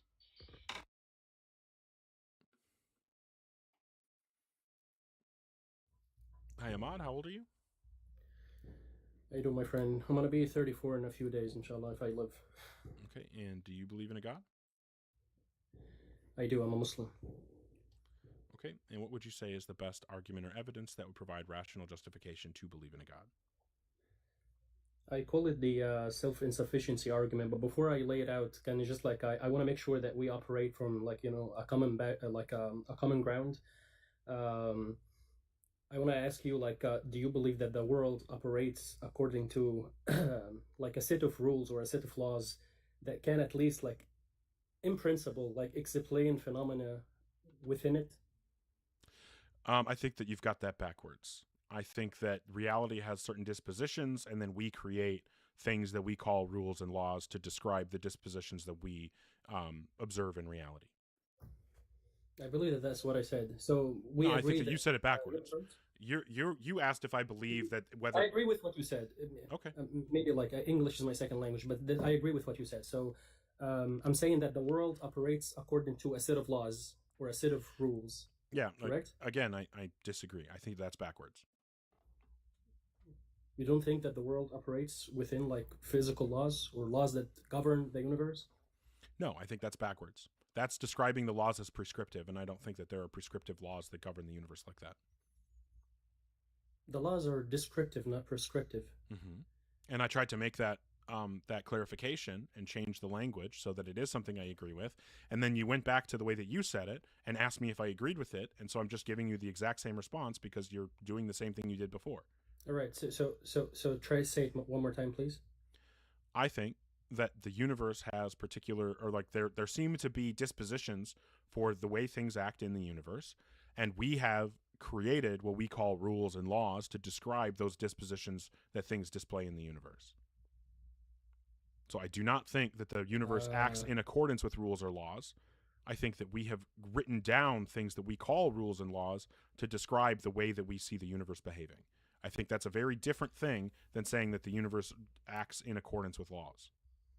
Yeah, I get what you're trying to say, but the point is, like, even without us, like, uttering the words of the physical laws, there is still, like, because what is a law? What is a physical law? What is a natural law? It's like a preset condition, or like something that explains the phenomena that happens within the universe. No, it doesn't explain phenomena. Like gravity, for example. Gravity is a physical law, correct? Gravity is something that we describe with something we call a physical law, yes. Sure, but I'm not merely talking about the words that scientists put in a book. Like those words reflect but that's all it something is. that happened in reality. Well, yeah, but again, it talks about. Are you saying it's just like it's just like a mere, like, you know, like a bunch of words that scientists just say and they do not reflect an ontological fact in reality? I think that, again, they're just describing dispositions. The way that you keep framing this is as though they're prescriptive, and I'm just trying to be, clear that I don't think that they're prescriptive. That's it. That's all I'm trying to say. If you agree, which you seem to right away, you said that you agree with me, and then you went back to the prescriptive language. We were saying the same thing. I thought we were saying the same thing, but Okay, I can now say that see that we're not saying the same thing. I just like let me move on to the argument for just, like, the sake of time, for both of our time. But we'll definitely, like, if you're interested, if you find this interesting, I may like come. Okay, I don't want any more of the preamble. No more preamble, please. Just give me the argument sure. if you're going to give the argument. Okay. So you want it in a diagram, or do you want it in points, or? If you have, or just like I if go you can and lay it out in premises, I'll take that. Okay, so I wrote it in premises. Although, like, I think the diagram would be more engaging and easier to explain, but as you said. So, premise 1, if something is incomplete and self-sustaining and not self-sustaining, it will need causes for its existence, and its existence and non-existence. Hold on. Okay. Stop. Okay. Just Okay. calm. All right. I'm All right. writing this down, so you gotta calm down. If something is incomplete, It's and gonna be not- a lot if you write it down. I can send it to you if it's easier. I'm going to write it down. If something is incomplete and not self-sustaining, it will need causes for its existence. Need causes and its for non-existence. existence Its existence. or non-existence. That's full stop. Full stop. No. Full stop. For its existence. I was completely like continuing with it. Again, like it's gonna be a lot if you're gonna type it down. It's just like I'm trying to save you incomplete time. and not self-sustaining, it will need causes for its existence. Yes. Is that the first premise then? No, like it's a part of the first premise. Sorry. Shall I go for the diagram? It's going to be a lot easier. No, give me the premise. Stop with all the extra stuff. Okay, so here's what you need to do, Ahmad. Don't say any words unless they're words in the premise. So all you need to do is like say a phrase, I'll write it down, say the next phrase, I'll write it down, and we could already be almost done with this if you would just do that instead of all the extra bullshit. So what I've got so far is if something is incomplete and not self-sustaining, it will need causes for its existence. Yes, and its existence and non-existence will depend on these causes. Its existence it's thus and an event. non-existence will depend on these causes. It's thus an event preceded by the causes of its existence. So this is not an argument. These are not premises. You would need to like. This is premise one. Sir. Yeah, I know, and this is not how you give like a premise by premise argument. Like this is just way too much information for a premise. What you need to do you know anything about logic? A premise. I know a lot about logic, sir. And a premise in logic doesn't have to have like a certain number of words. No, I'm not saying that there's a certain number of words, but in order to communicate an argument through premises, the premises need to be like economical. So you should only have like at most a few concepts in each premise. So this is way too much for a single premise. It's one concept. It's one concept, but I'm detailing it. Because, so just get rid of all of the fluff. Get rid of all of the fluff then. Just give me the bare bones. It's very important to the discussion. Okay, if you can't just pare this down to a reasonable length, then this is not something that we're even going to be possible to discuss.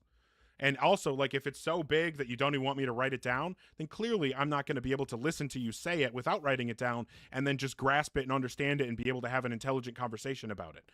So if you have this big of an argument that you can't just synthesize can I use down into something that's no, absolutely not. You can either give me a reasonable version of the argument that I can engage with, or you can work on creating something like that and come back when you have it. Okay, so I'm saying that anything that exists in the universe is either dependent or independent. Anything that exists in the universe is either dependent or independent. Is that premise one? Yeah. And premise Easy 2? enough? Okay, if it's dependent, then it's either dependent on itself or something like itself. If something in the universe is dependent,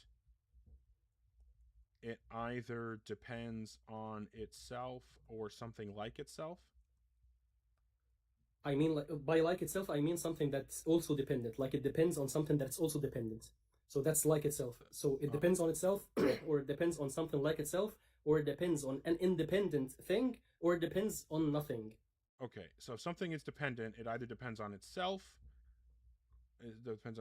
something else that is dependent, or something that is independent. Or it depends on nothing. That's independent. Yeah, sure. So I'm saying like all three, like I said, I laid out like 4 possibilities. Three of them are pure contradiction. So we only have one that's there are only 3. There are only 3. Okay, you can consider them 3. I consider them 4. But well, okay. What was the 4th one? Dependent on nothing. Yeah, that's independent. That's what independent means, that it doesn't depend on anything. That's dependent on nothing. So independent and dependent on nothing are the same thing. Okay, that's like semantic language here. Okay, I agree with you.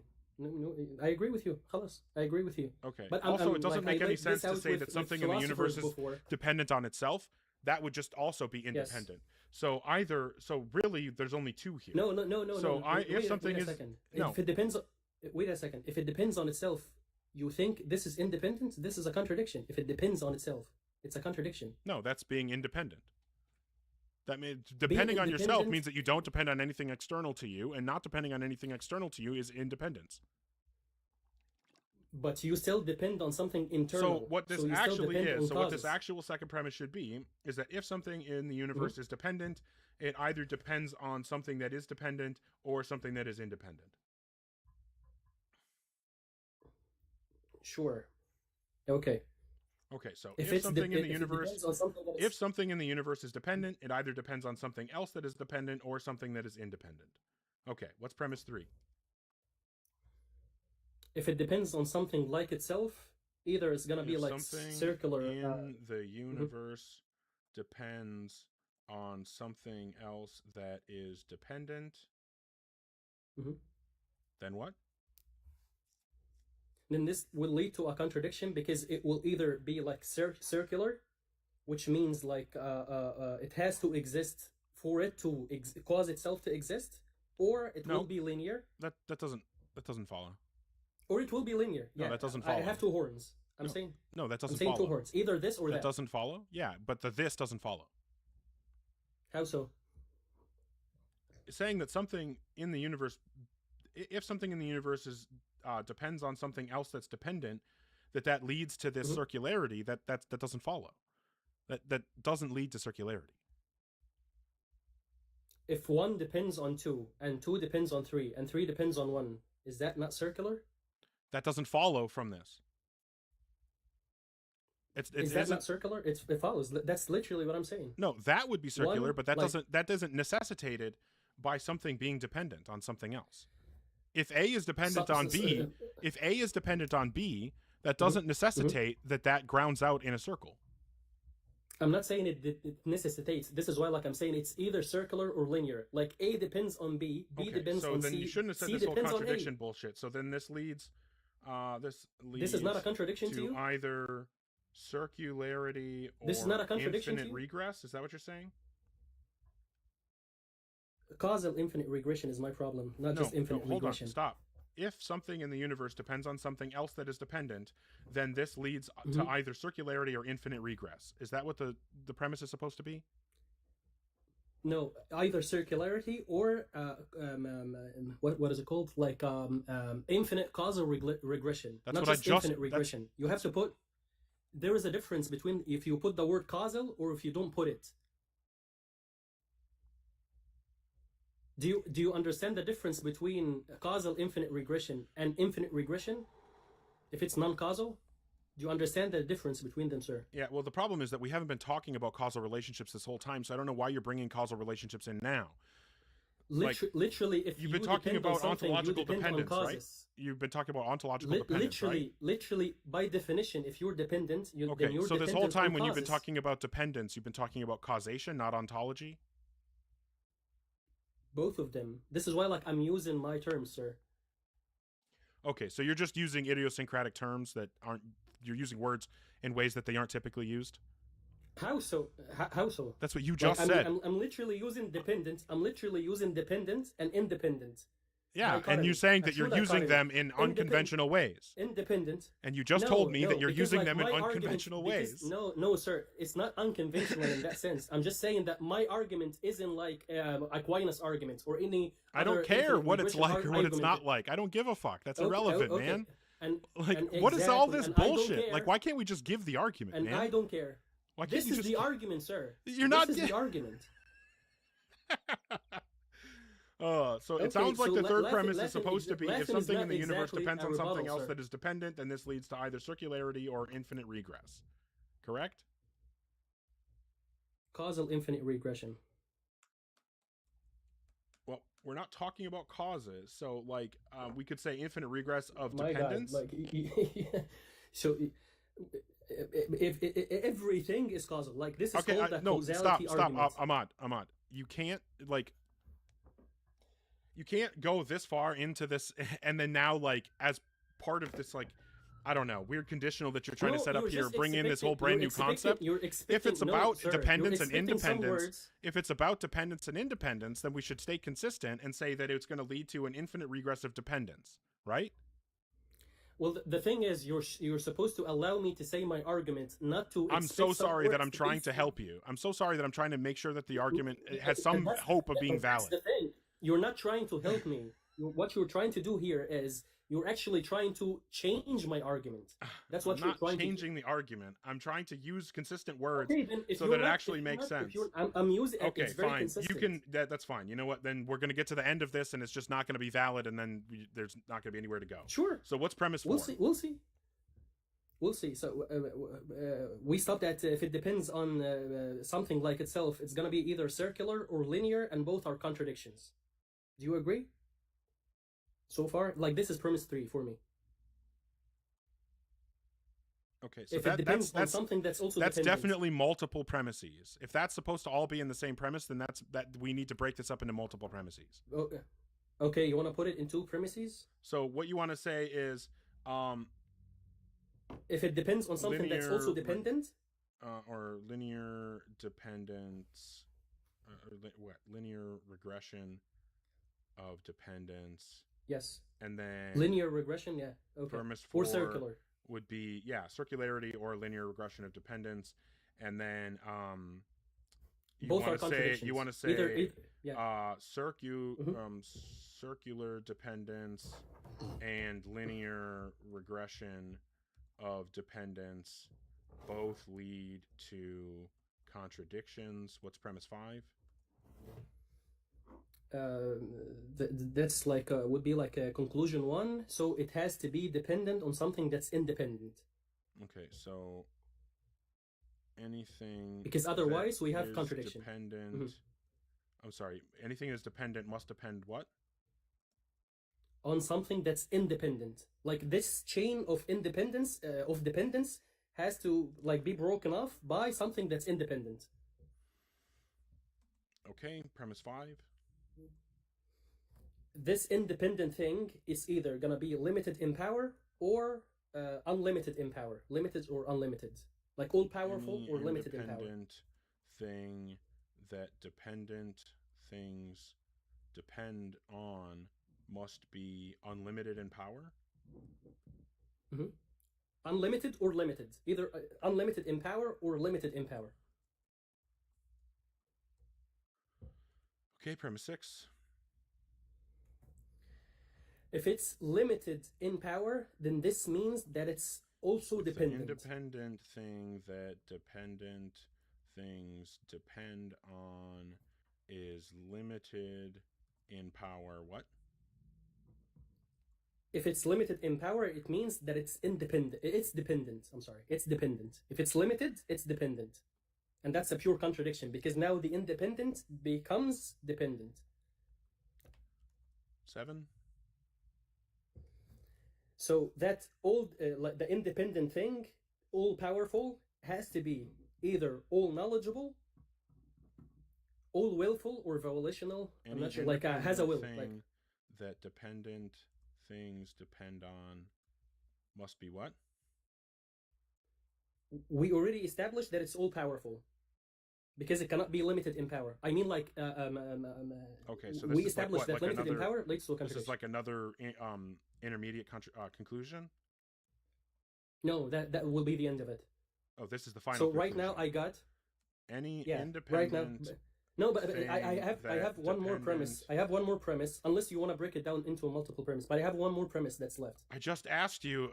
Oh my God. Okay, so what's after this 6th premise? If the independent thing the dependent things depend on is limited in power, then it is dependent. What's the next premise after that? Then it's unlimited in power. It's unlimited in power. Yes, yeah, you're correct. This is the like a minor like a secondary conclusion. Yes.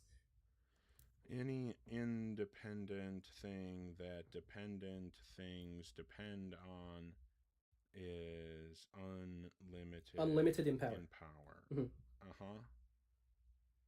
And this unlimited in power has to be either limited in knowledge, limited in wisdom, limited in will or volition, or unlimited in all 3 of them.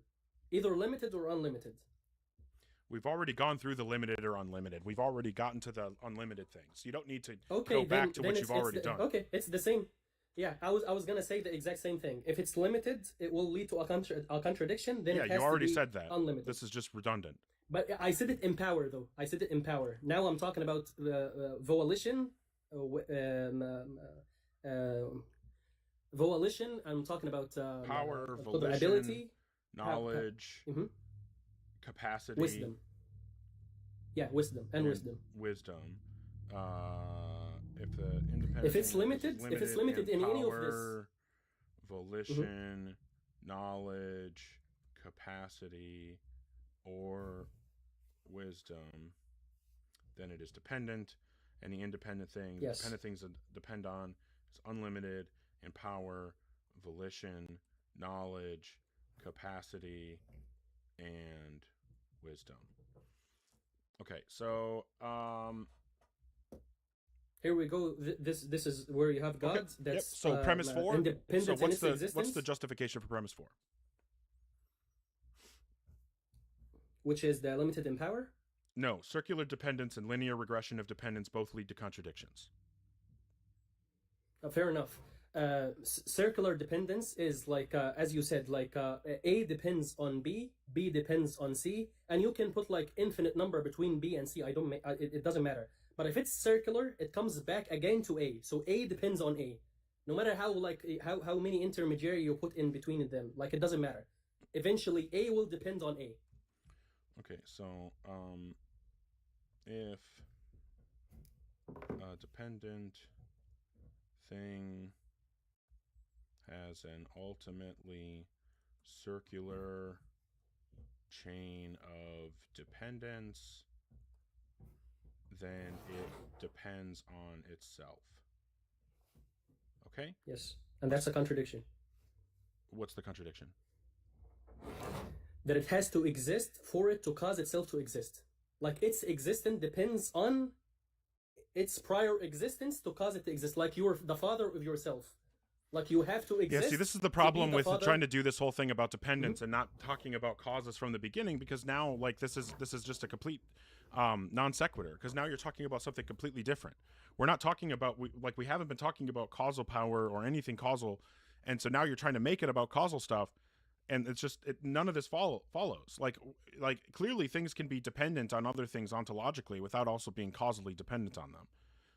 So like what you're doing here, it seems like, is you're trying to conflate between ontological dependence and like efficient causation type of dependence. Those are two different things. I believe that ontological dependence, if you depend on something ontologically, then this thing is your cause. No, we're talking about, yeah, I mean, you could say that if you're talking about material causation. I'm talking about efficient causation. What is efficient causation to you? So, like, you could say that if a carpenter makes a table, the material cause for the table is like the tree or trees that the wood came from, or the wood itself, you could say, is the material cause, and that's the ontological dependence. But the efficient cause is the carpenter doing the work, shaping the planks of wood, the pieces of wood, putting them together and putting it all into the arrangement of a table. So the material cause is going to be the ontological dependence, and the efficient cause is going to be like what we typically mean when we say cause and effect, like colloquially. The carpenter exists ontologically, or just like a concept in our minds? The carpenter has to exist in reality, of course. Mm-hmm. If it exists in reality, on ontology actually, if it exists, like if the carpenter has to exist, then the table depends on its existence on both the what you call the efficient cause and the materialistic cause. It depends on both of them to actually exist. Yeah, I'm not saying that the material cause is sufficient for the table to come into existence. I'm just pointing out the difference between material causation and efficient causation. And it's irrelevant to my argument. Notice you're the one who pointed out that there's a difference between efficient cause and because what you're trying to do is you're trying to conflate the two. I'm pointing out that there's a difference because you're trying to conflate them. Okay, and now you made the difference clear between both of them, and I asked you, the table is still ontologically depends on the carpenter for its existence. You said yes. No, I didn't say yes. So even you the asked me efficient if no, you asked me You if the didn't say yes? You asked me if the carpenter has his own ontology. You didn't ask me if the table is ontologically dependent on the carpenter. Okay, so you believe that the table doesn't need the carpenter to become a table? I didn't say that. Do I'm you asking not you. understand? Yes, I know. You didn't say that. I'm asking you. You didn't say it. You didn't say it. I'm asking you. Yeah, what I'm saying is that's not ontological dependence. Ontological dependence is like what it is made out of, what its essential being is.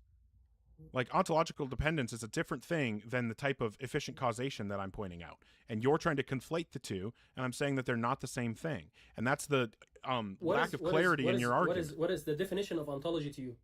When you say ontological, what do you mean by ontology? Is like the study of being, what something is. Yeah, as opposed to what? Yeah, of course. Like if you say it's the study of being, then the table still, for it to become, for it to exist, for it to be, it needs the carpenter to carve it into existence.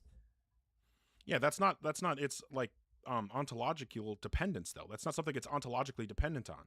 What it's ontologically dependent on is the wood from which it's crafted. It like is like I said, the efficient cause or not? Not ontologically, okay. Is it no. Dependent? Not ontologically. I'm not asking ontologic. Otherwise, is it dependent or independent of the carpenter? Yeah, it Does depends. It depend on the carpenter to exist? It depends on the carpenter in a non-ontological way. Yes. Okay, this is why, like I said, my argument is dependence and independence. You're the one who put right, but what I'm saying is that you can have. I was trying to avoid that conversation. I know you were trying to because it ruins your argument. What I'm saying here it is doesn't. that yeah, well, at the end of the day, yeah, it won't ruin your argument if you just plug your ears and go la la la la la when anybody tries to point out the problem to you. You can be respectful, sir. Like I'm trying to be as respectful as I can be. Like I also like can mock you and I can say all of those things. At the end of the day, you agree that the table depends on the carpenter to exist. My argument from premise one is talking about dependency or independency. That's fine, but you said that there is this like a necessary contradiction, and when you try to point out the necessary contradiction, the only way that you could do it is to conflate on these two different types of dependence. What I'm saying is that if you don't conflate on those two types of dependence, then the contradiction goes away. Okay, so the table depends on the wood, and the wood depends on the carpenter to carve the wood. And the carpenter, for this context, the carpenter also depends on the table. Would that be circular or not circular, sir? I mean, that would be circular, but that's not the only kind of like ontological circularity that could exist. Would that be a contradiction or not? Sure, but I'm trying to point out to you that that's not the only type of dependent circularity that could exist. Yeah, you need to demonstrate. You need to demonstrate that necessarily a contradiction follows. Mm-hmm. And you haven't done that. When you attempted to do that, the only way you were able to do it was by equivocating. So I'm asking you to do it without equivocation. Okay. Let me rephrase again. A depends on B, depends on C. I'm not gonna use the word ontological. I'm not gonna use anything but the word dependent. Dependent or undependent. A depends on B, B depends on C, C depends on A. Is this a contradiction to you or not? Not necessarily, no. No, there are lots of systems. We see lots. It's not a contradiction. Right. What I'm saying is there are lots of systems, especially like biological systems that we can see. This is actually a common argument against evolution, is something called irreducible complexity, because the idea is that there are, biological systems where you can tell that certain parts of the systems rely on other parts of the systems. And the idea is that those systems, because they are interdependent and have this seeming circularity of dependence inside them, the idea that creationists try to use is to say that because the complexity is irreducible and you couldn't remove a part without destroying the functionality of the system, then that must mean that those things must have come into existence together, and that they must that could only have happened if the thing was created wholesale by a creator, and it couldn't happen through, you know, a slow evolutionary process over time.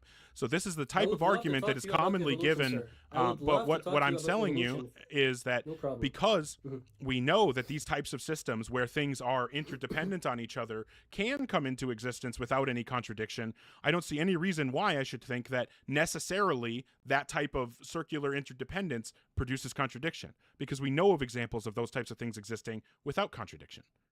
So you need to show how all of those examples actually do produce a contradiction, even though they exist. So, okay, so we're literally saying that in order for A to exist, A needs B to exist. Like A would not exist unless B exists, and B will not exist unless C exists. But here's the kicker: C will not exist until A exists. And you're telling me that this is not a contradiction. So A... Not necessarily, no. I rest my case, sir. Hey, I mean, if that's all it takes. If you're just saying that actually having to support your position... Hey, if you're saying that having to actually support your position is too much for you to handle, I'll grant that. That's fine. I can accept that. No, but you literally followed with me that in order for A to exist, A needs to exist, and you still don't think that this is a contradiction. I mean, again, I think that you're conflating here. You're trying to do this thing with dependence where you're trying to make it mean multiple things at the same time in order for this to work. What I'm saying is that you can have things that you can have things whose dependence or whose existence depends on other things, that is like ultimately, you know, in some sense circular, a circular, you know, chain of dependence that doesn't produce a contradiction. Like, you haven't shown that it necessarily produces a contradiction. And I promise, like, it's going to be even harder for you to show how the linear regression produces a contradiction. And then the other thing, it's going to be a lot easier. that I what was the other one that I noticed that was a massive problem? Dependent things depend as maybe it was premise 2. Dependent depends on something else that's dependent, or something that's independent. Something in the universe depends on something that's dependent. This leads to other circular. Oh, well, yeah, premise 3 is a massive problem. Because it could be the case that something that in the universe that's dependent depends on another dependent thing, and then there's a chain that bottoms out in an independent thing. So your claim is that any time, you know, if A is dependent and it depends on B, which is also dependent, that necessarily leads to an infinite regress. But why couldn't it just be that D is independent? Did you move to the linear horn now, or are we still in the circular horn? No, I'm saying that you clearly aren't able to support premise 4, so I'm telling you that premise 2 is also a problem. That wasn't an answer to my question. Because, like I said, if it depends on something that is dependent, it's either going to be circular or linear. Your last argument, was it against the circular still, or you moved to linear and you conceded the circular? I'm so sorry. It was premise 3. Premise 3 is the one that I'm drawing issue to. No, what I'm saying is that you're clearly not able to support premise 4. It's fruitless to continue talking about that because you're clearly not able to do it.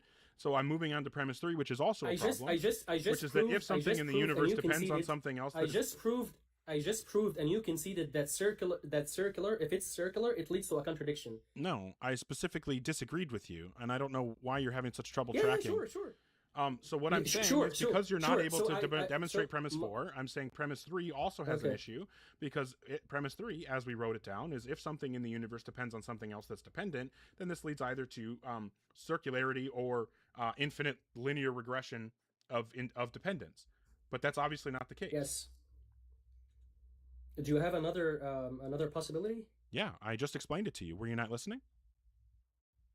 No, like you literally explained that it's either circular or linear. No. That's what I understood from you. No, you. You said it's either circular or infinitely linear.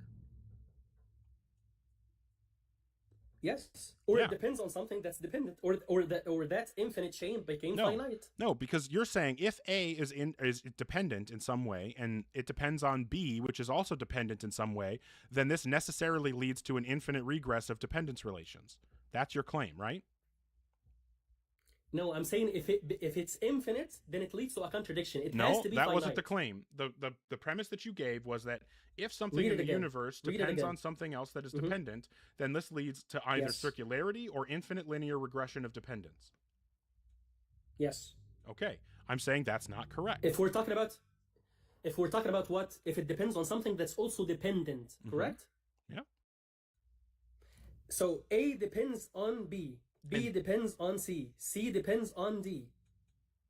Is D the ultimate end? Is D like the chain of dependency? Did it end at D, or are we still saying D, E, F, G, and we're continuing?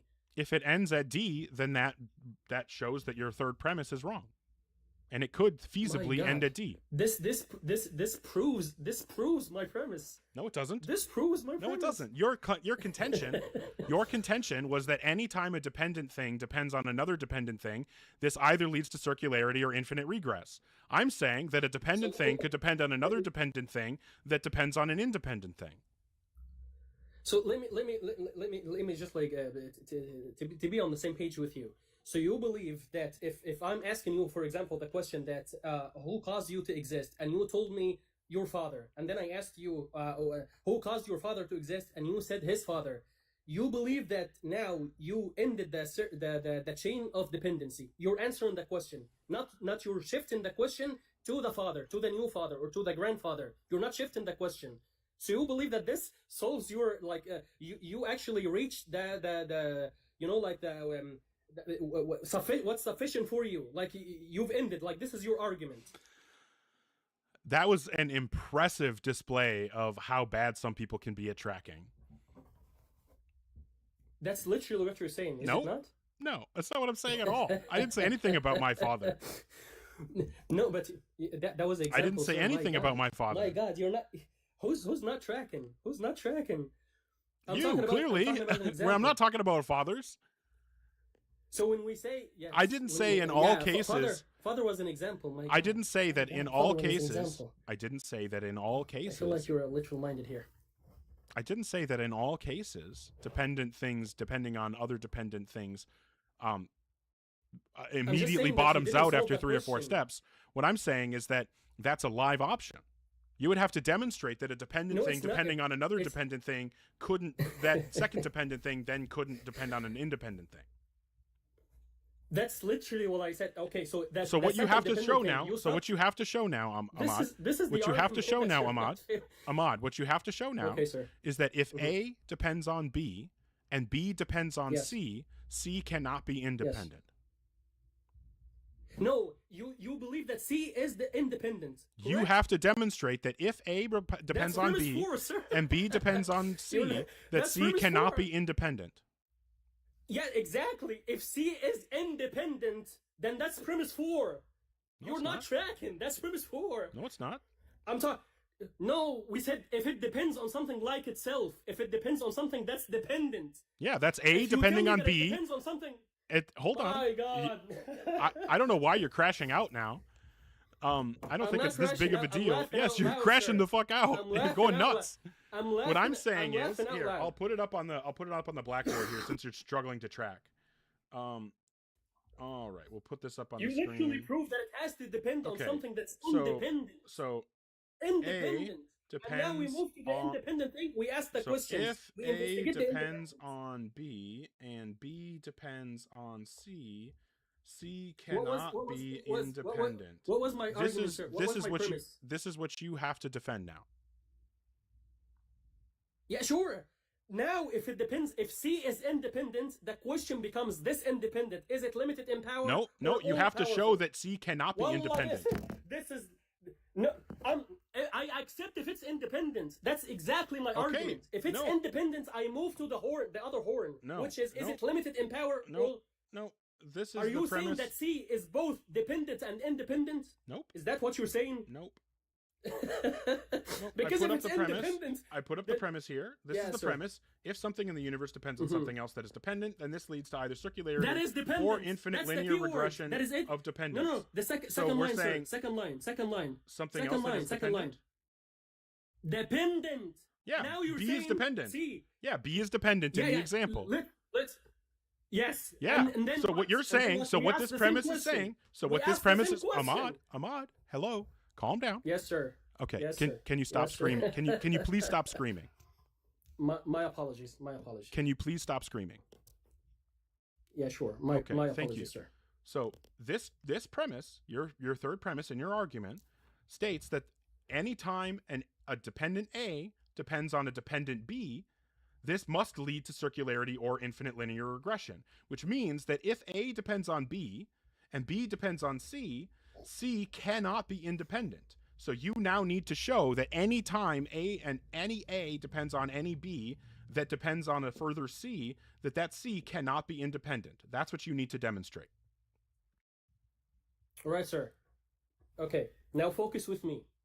I said, if it's dependent, it cannot be dependent on something that's dependent.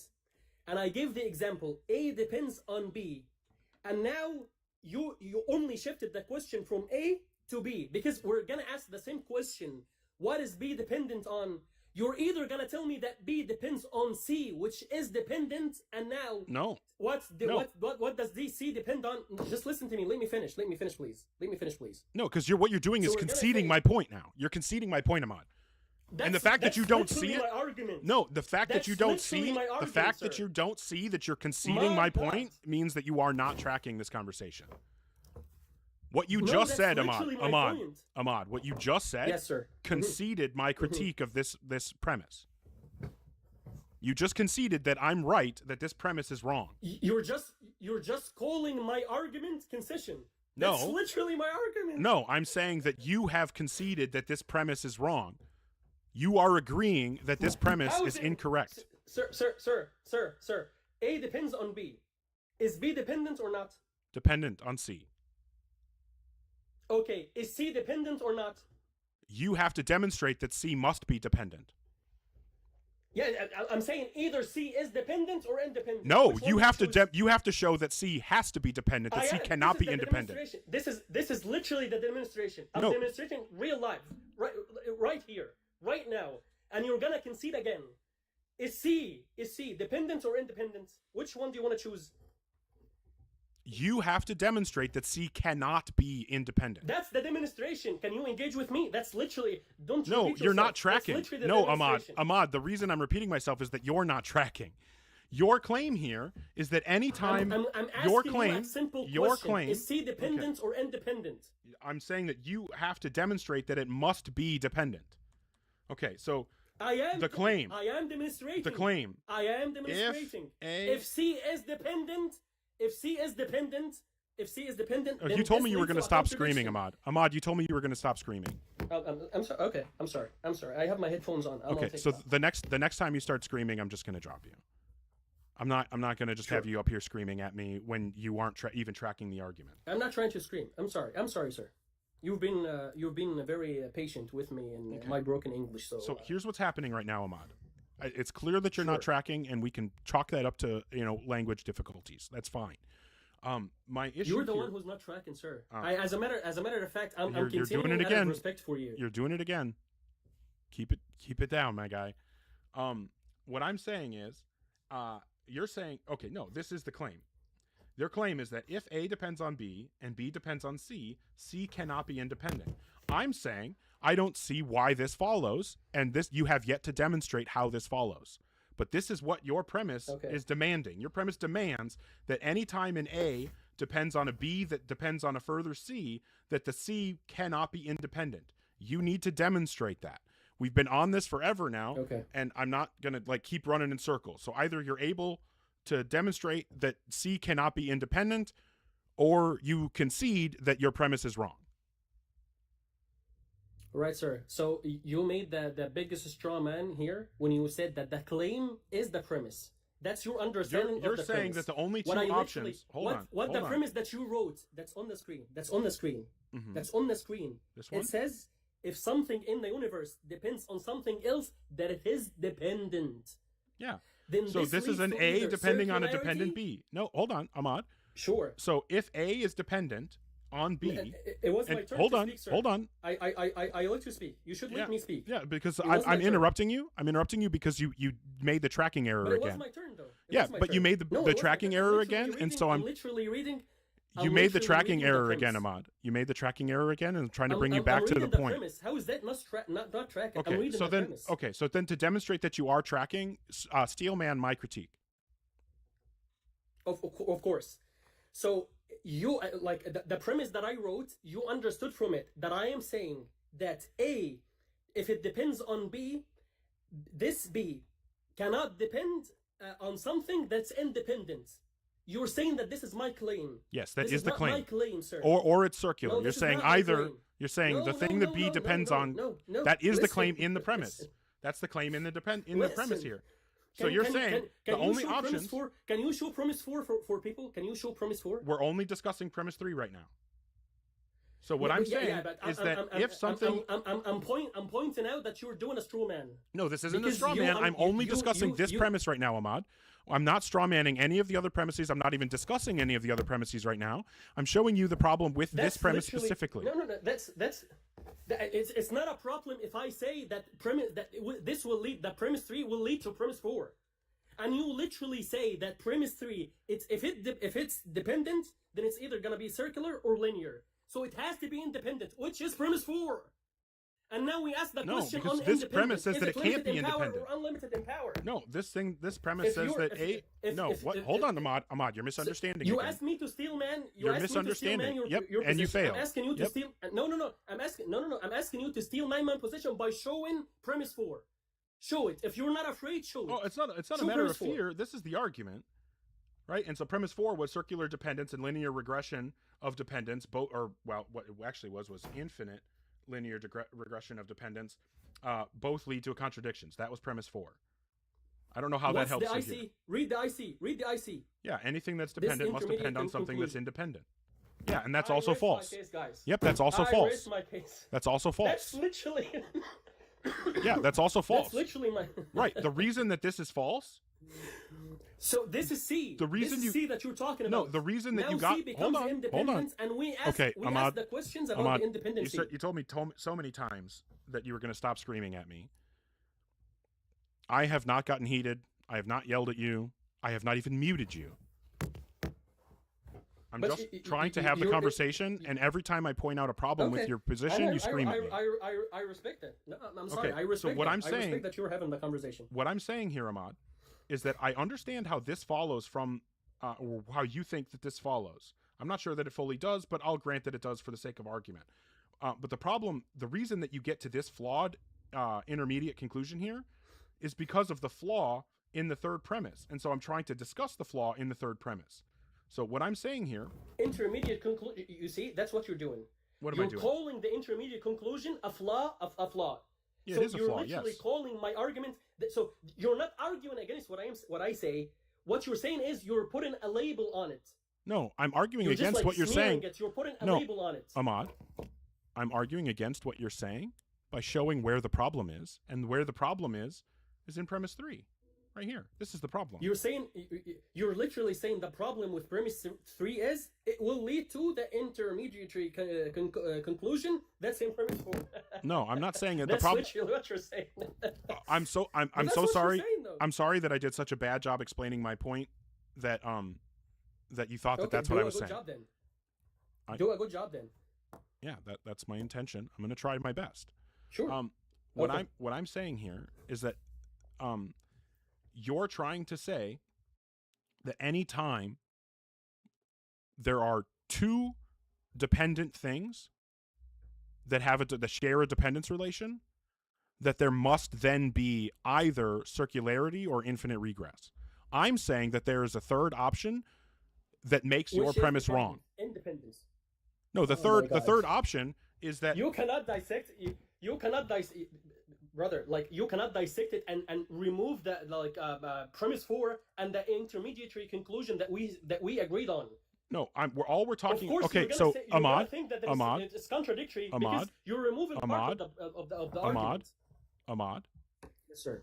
Each premise has to be independently correct on its own merit.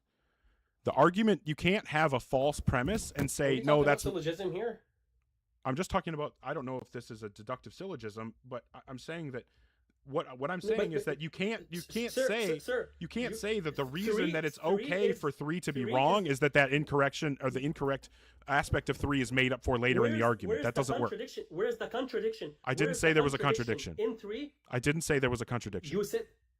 You said that 3 falls on its own. No, I said 3 is incorrect, and you're not understanding what I'm trying to point to you. You need to, in order to demonstrate that 3 is true, then you have to demonstrate this right here. Which is 4. No, you have to demonstrate that this is true.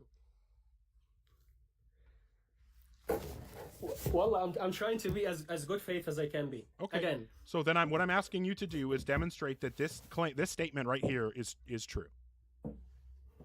Okay, sir.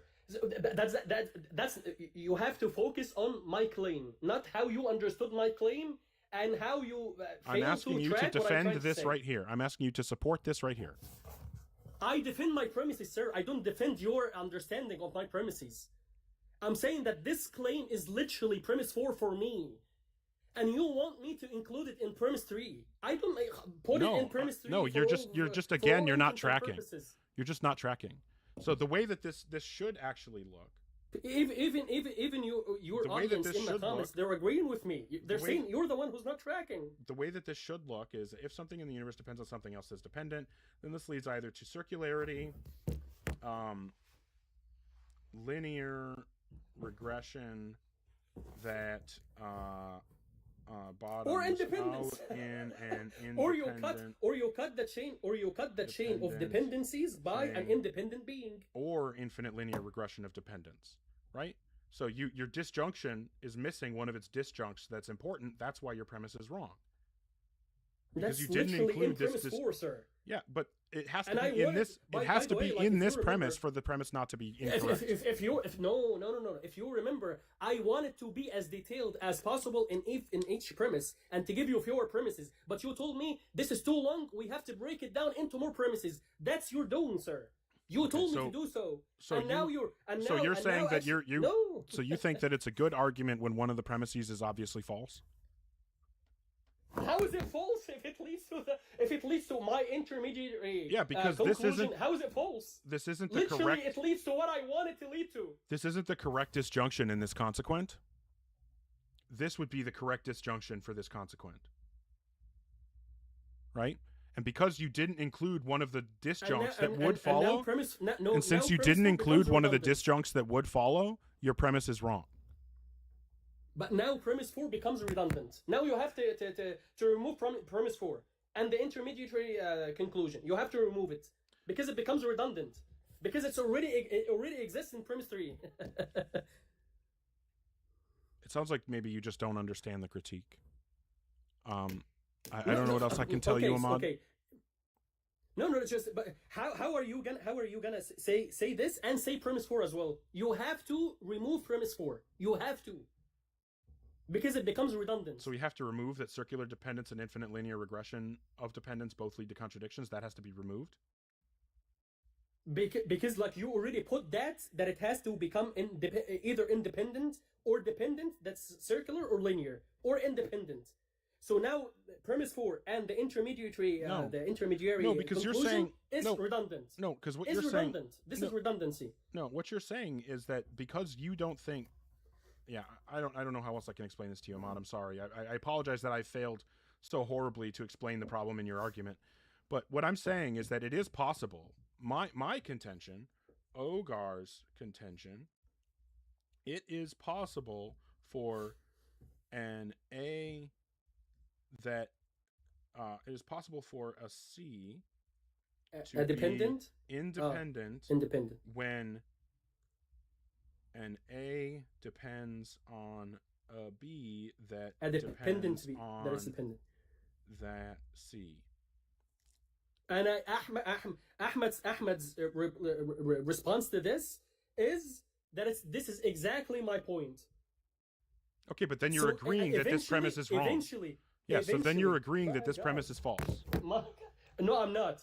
I'm not. If this is correct, then this premise is false. Your contention you're trying to save your contention by making it sound like it wasn't included in my argument. That's what you're trying to do. If we're good faith, no, it we has to have be move included to in premise this 4 right now. Ahmad. It has to be included in premise 3, or premise 3 is wrong, right? Because premise 3 is false. Premise 3 is included in premise. I say if you include it in premise 3, then premise 4 and the intermediary conclusion becomes redundant. Oh, I don't really care about that. I'm just saying that this is wrong, and because you have a That's- false premise in your argument, your You don't argument care doesn't about follow. the argument that I'm trying to discuss. I'm That's- saying I don't care if Like I don't. I'm trying to no, discuss something Ahmad, with you, and you tell Ahmad, me you don't care. Ahmad, So why are we having the conversation? Ahmad, what I'm telling you is that it's not my concern if correcting your premise ruins your argument. If making your premise true ruins your argument, then your argument deserves to be ruined. Sir, I really take you, or I took you at the beginning for someone who's interested in like a good faith debate, correct? That's absolutely the case. Yep. Okay. If it's the case, then you know that the core of my argument, what I'm trying to say is, if something that it's dependent, if it depends on something that is also dependent, then now we ask the question on the new dependent thing. Does it depend on something else? That's not in your Or argument. Is it itself independent? Nope, that's not your argument. That's not in the argument.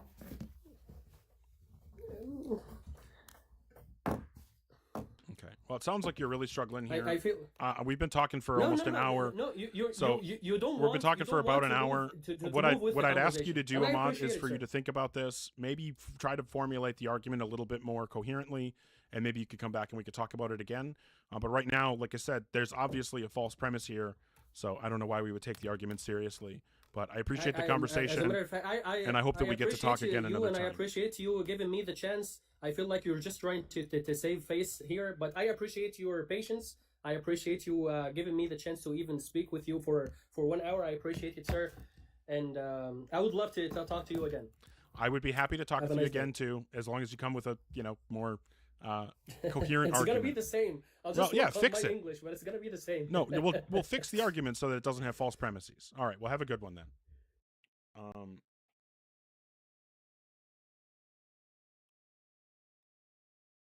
I feel like that was probably really, really boring, so I apologize. But all I was really trying to do is just show the problem in that premise. But when I tried to show the problem in premise 4, he also couldn't track that either. So, I mean, maybe it's on me for thinking it was worth spending that much time trying to explain it. Yeah, that's what I'm saying, Dwight. Well, I'm glad you felt that way, Dwight. That makes me feel better, that it wasn't a total waste. I mean, I enjoy the conversation regardless. I just also know that okay, cool. Well, I'm glad that you guys enjoyed the conversation.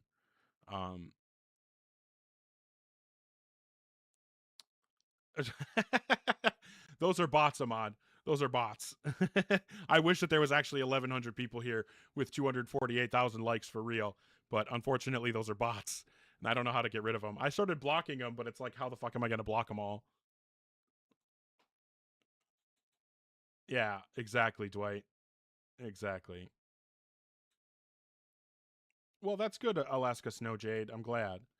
Yeah, exactly, Miggy. We can't block them all. All right, okay. Well, hey, before I move on to the next person, I want to just say thank you to everybody for the support. Lupine, Kimchi, Goblin Brain, Zayna, Ellipses, Poopman Jones, Lupine Hunter, Lem, 3 Pips, Meta Morgan, hey. I appreciate you guys so much. Thank you sincerely. Oh, that was from Ahmad. Thank you. I genuinely did enjoy the conversation, and I feel like we could get. No, DNA, it did not. Monkey Boy, it's bots. It's bots. I swear to God, it's bots. I do not have 1,200 people actually here. Yeah, it's a bunch of bots from like Thailand or something. They all have Thai names. Or at least they look Thai names. They look like Thai names to my uneducated white eyes. Okay, so if you are in the guest queue or thinking about joining the guest queue, make sure that you're 18 plus and that you have some kind of argument or evidence that would provide rational justification to believe in a God. Hi, Marquez. How old are you? I am 29.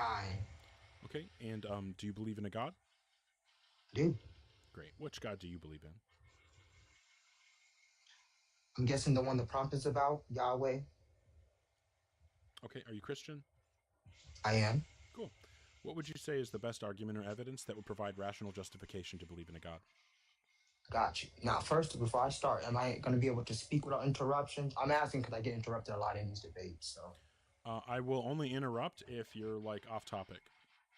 fair enough. Okay. I'll stay on topic. All right. So my strongest argument, I'd rather not use the Bible, right, for non-believers. But my strongest argument is going to go the route of science, which is the fact that me, you, and everyone else, nature, is here. And before you ask, well, what does that prove? Well, the laws of energy and conservation. Energy cannot be created nor destroyed. And the next thing you probably might say is, well, that's in a closed system. And I'll tell you, it does not matter if it's closed or open. It's still matter. In a closed system, matter cannot be exchanged. And in an open system, energy can be exchanged. But there's still energy, there's still matter, and there's still a system. So my point I'm trying to prove is, how did the system and matter, whether it's light, heat, or whatever else, get there to begin with? Well, if your position, part of your position is that matter cannot be created, then that means that, or excuse me, that energy cannot be created, which is what you said. I apologize. I didn't mean to strawman you. But if part of your position is that energy cannot be created, then obviously the energy that is here must have always been here. Hold on. It's not my position. All you have to do is just do a quick Google search. It's science. No, that is the position that you're presenting. Is that no, wait. Can Marquez? You listen? Marquez, you need to calm down. I need you to take it down about 10 notches. I need you to just do. Can you do a Google search? It's not. I didn't make the science. This is not. I'm my already definition. aware of the law of conservation of energy. I'm aware of it. So What I'm saying- pointing out though is that if you are accepting the claim that energy cannot be created, or then destroyed, the question, where did energy come from, is meaningless, because obviously it didn't come from anywhere because it was never created. and that's what we disagree. You believe that. I believe my God created it, and that's what we disagree. Well, now you're contradicting yourself. No. Because if you wait, hold on. Now, my turn to speak. If you're familiar, since you have this prompt, I'm only assuming you're familiar with Yahweh, right? His powers, what he stands Yahweh for, is his not. exist. Oh my God. Okay, I'll put the contradiction up on the screen here. Okay, wait, hold energy on. cannot be created. God created energy. Energy can and cannot be created. This is the contradiction in your view, and before we can move on, you need to resolve this contradiction. There's no contradiction. Okay, so this is a contradiction right here. So you need to resolve this contradiction before we can move on, Marquez. I'm gonna let you speak. Let me know when it's my turn. I'm gonna be respectful. Yeah. So the next time you speak, what you need to do is resolve the contradiction that's on the screen right here, or we can't move on. My go? You can speak as long as it is resolving this contradiction. If you say anything else, I'm going to stop you or drop you. I just need to know if it's my turn to speak. I heard you. You know how conversations work. You said you're an adult. I am. So I'm asking for permission since you want to kind of strongman me. I'm asking for permission to speak without interruptions. It's quite simple. Yeah, and I told you what you need to do in order to speak without interruptions. I heard you. So is it my turn to speak? You've explained yourself. Now I want the floor. I'm asking. I'm being respectful. Can I have the floor now? I already told you that you can speak, and you won't get interrupted as long as you're addressing this contradiction. Okay. So back to my original question. Nope, we're not going back to the question. I told you you were going to get interrupted if you didn't address this contradiction. Okay. So what you need to do is directly address this contradiction. It's a contradiction to you. So if you let me speak, I can explain myself. Okay, so you're saying that this isn't a contradiction? When do I get the ability to explain myself? As soon as your explanation is actually on topic. Hold on. No offense to you, but your logic is not perfect. So what I'm saying is because you think... Is this the contradiction or not? To you. Is this a contradiction, yes or no? To you. This is a yes or no question, Marquez. Is this a contradiction or not? No, you want control, bro. This is a yes or no question? Nah, you're This is a yes or no question, Marquez? This is a yes or no question. Is this a contradiction? No, it's not. Not to God. Oh, fantastic. So to God, this isn't a contradiction, is what you're saying. No, okay. So can you define a contradiction for us all, Marquez? Hold on. Marquez, what's a contradiction? You're pivoting. Marquez, what's a contradiction? No, you're pivoting. Marquez, what's a contradiction? Back to my original point. Marquez, what's a contradiction? Back too Marquez, long what's a in it. contradiction? Yeah, you see, you're losing the argument. You're losing the argument, bro. So what's a contradiction? You're losing the argument. You don't Yeah, want me to why speak. don't you show everybody how badly I'm losing by engaging and crushing me on the substance? What's a contradiction? Then why don't you stop talking? So what's a contradiction? Don't ask me any more So questions. what's a Let me contradiction, Marquez? Let me explain So my Marquez, what's a stance. contradiction? See? Nah, you don't want me to So explain what's a myself, contradiction? Bro. Keep repeating yourself, Mr. Bot. You want Yeah. to talk about bots in your chat? Yeah. You sound like one right now. Keep So repeating give me the the same question. so give me the Keep definition of a repeating it. contradiction. Keep repeating it, bro. You're not gonna get what you want. It's my turn to speak. It's my turn to Well, speak. here I'll give you one more opportunity. So You're here's not- what's going to you haven't happen, given me Marquez. one. You Here's haven't what's going to given me happen, one Marquez. I'm going to opportunity, bro. ask you the question one more time. You are If your dishonest. answer You is are anything dishonest. other than the You are definition of the word dishonest. contradiction, You we're all are going to know that that's a concession, and then I can move on. So for the That's last your time, what is the assumption. definition That's of your contradiction? assumption. You can just kick me, bro. You're too stupid. I can't. Hey, fair enough. I mean, I was going to anyway.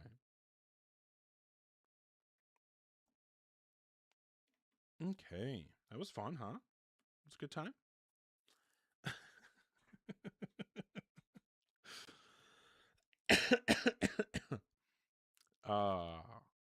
What a fun time. Do I clip that one? What do you guys think?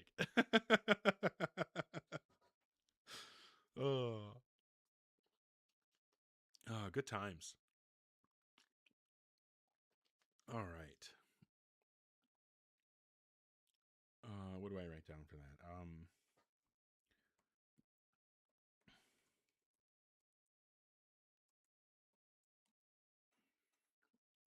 All right. Yeah, I just I'm sure that me being a broken record like that isn't very entertaining, and I apologize for that. But like, I don't know. I think in my mind it's like this is what needs to happen for the conversation to move forward. You know what I mean? Like, we need to get this information. I'm so dodging. All right.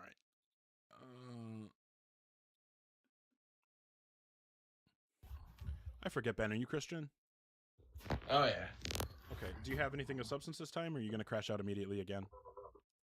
Oh, I have substance, buddy. Oh, fantastic. So, what's the best argument or evidence for God? 2 premises and a conclusion. Oh no, I'm not ready for something concise. I know. Weren't you here for that whole fucking hour long? I've been here for an hour and 15 minutes, dude. Okay. What are the premises? Yeah, premise 1, it is possible for a maximally great God to exist in any possible world. It's possible for a maximally great God to exist in any possible world? Correct. Okay. Premise 2, if this maximally great God can exist in any world, any possible world, he has to exist in all. Conclusion, God exists. It's a modal argument. Yeah, so you're just giving the modal ontological argument? Yeah, that's all it is, dude. Okay, cool. So what's your support for using S5 for such an argument? Sorry, say it again? What's your support for using the S5 modal logic system for this argument? Because I think that the biggest problem with this argument is that it relies on S5. Because what we could do is we could just give the parity argument, right? Oh, I gotta press the right thing. So I could just say it's possible for a maximally great God not to exist in any possible world. And then you would just say, well, actually, here, let's give a better formulation of the argument so I'll put this up on the screen and everybody can kind of see what the issue is here. Yeah. Also, I'm not here to debate. I'm really drunk, dude. I'm just watching, but I'm kind of just... Oh, well, you can lay it out. That's fun. So the argument that you've given here, and we're gonna I'd get rid of these P's. I've never liked P's. So this is the modal ontological argument, and then I'm going to give the reverse modal ontological argument, which is just going to be it's possible for God any God to not exist. Yeah, it's going to be the same first, because the first premise would be necessarily if God exists, then God necessarily exists, and so I'll use the exact same first premise, necessarily if God exists, then God necessarily exists. You use the premise God possibly exists, and I'll just use a slightly different second premise, God possibly doesn't exist. And then obviously we get contradictory conclusions. So the issue here is that under the S5 logical system, the S5 modal system, both of these arguments actually follow, right? So since both of these arguments follow under S5 and they give us contradictory conclusions, that seems like pretty good evidence that S5 is not the right logical system to use for this type of argument. That's why I've kind of come to the conclusion that S5 is probably not a good logical system for metaphysics. I don't know if that's the case, but that's just kind of like my intuition from dealing with this argument. Anyway, that was kind of an aside. I apologize. But what I'm saying here is that because both of these follow in S5, and we know that contradictions aren't true, then that must mean that there's an issue running this argument in S5. So then we would say, okay, well, what if we looked for other logic systems? Well, S5 is a pretty, like, what would be called a strong logical system, and strong just meaning that it has a lot of commitments, has a lot of axioms. If we were to pair back to any fewer axioms, to other systems like KT or S4, there are these other systems where what happens is, unfortunately, the modal ontological argument no longer is valid in those systems, but the reverse argument is valid in those systems. So if we go to a weaker logic with a more parsimonious logic with less commitments, and we see that only the reverse argument works, but in the logical system where your argument works, the reverse argument also still works, that seems like a pretty big problem for this argument. Yeah, no, I mean, yes, fine. Yeah. I mean, you asked the question properly. I was just wondering if you could actually be able to rebuttal it.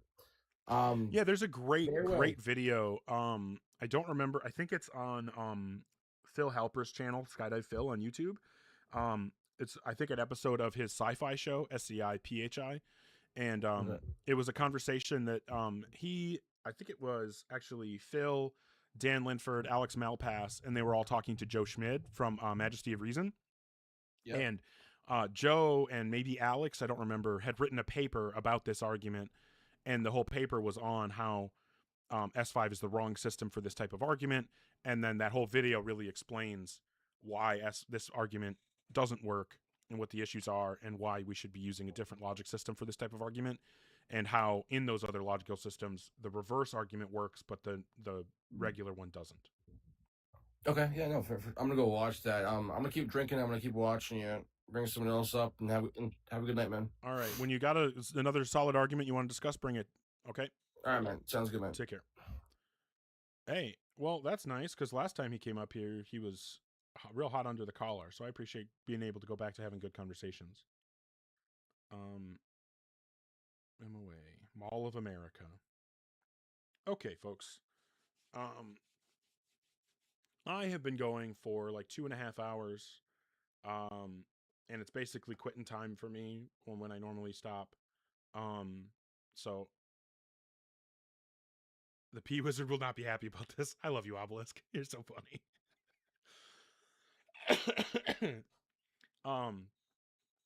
Hey, thank you, Alaska Snow Jade, and thank you, Lupine and Hassan, and everybody who's supported. Poopman Jones, Casey, Bradley, the Bradleys, 3 Pips, everybody. Thank you so much. And thank you to everybody, like, whether you're gifting or you're liking or you're sharing or you're commenting or you're even just here watching. I appreciate you so much, sincerely. Also, thank you all for the follows. I've gotten 74 new follows tonight. That's fucking crazy. Thank you guys so much for that. I sincerely appreciate it. I'm going to go ahead and end for the evening. As I always say at the end of my streams, what I want everybody to remember is that, tomorrow is not guaranteed, right? So we don't know how many more opportunities you're going to have to let your family and friends know how much you care about them, how much they mean to you. So don't miss out on those opportunities. You don't want to have regrets. So thank you, everybody.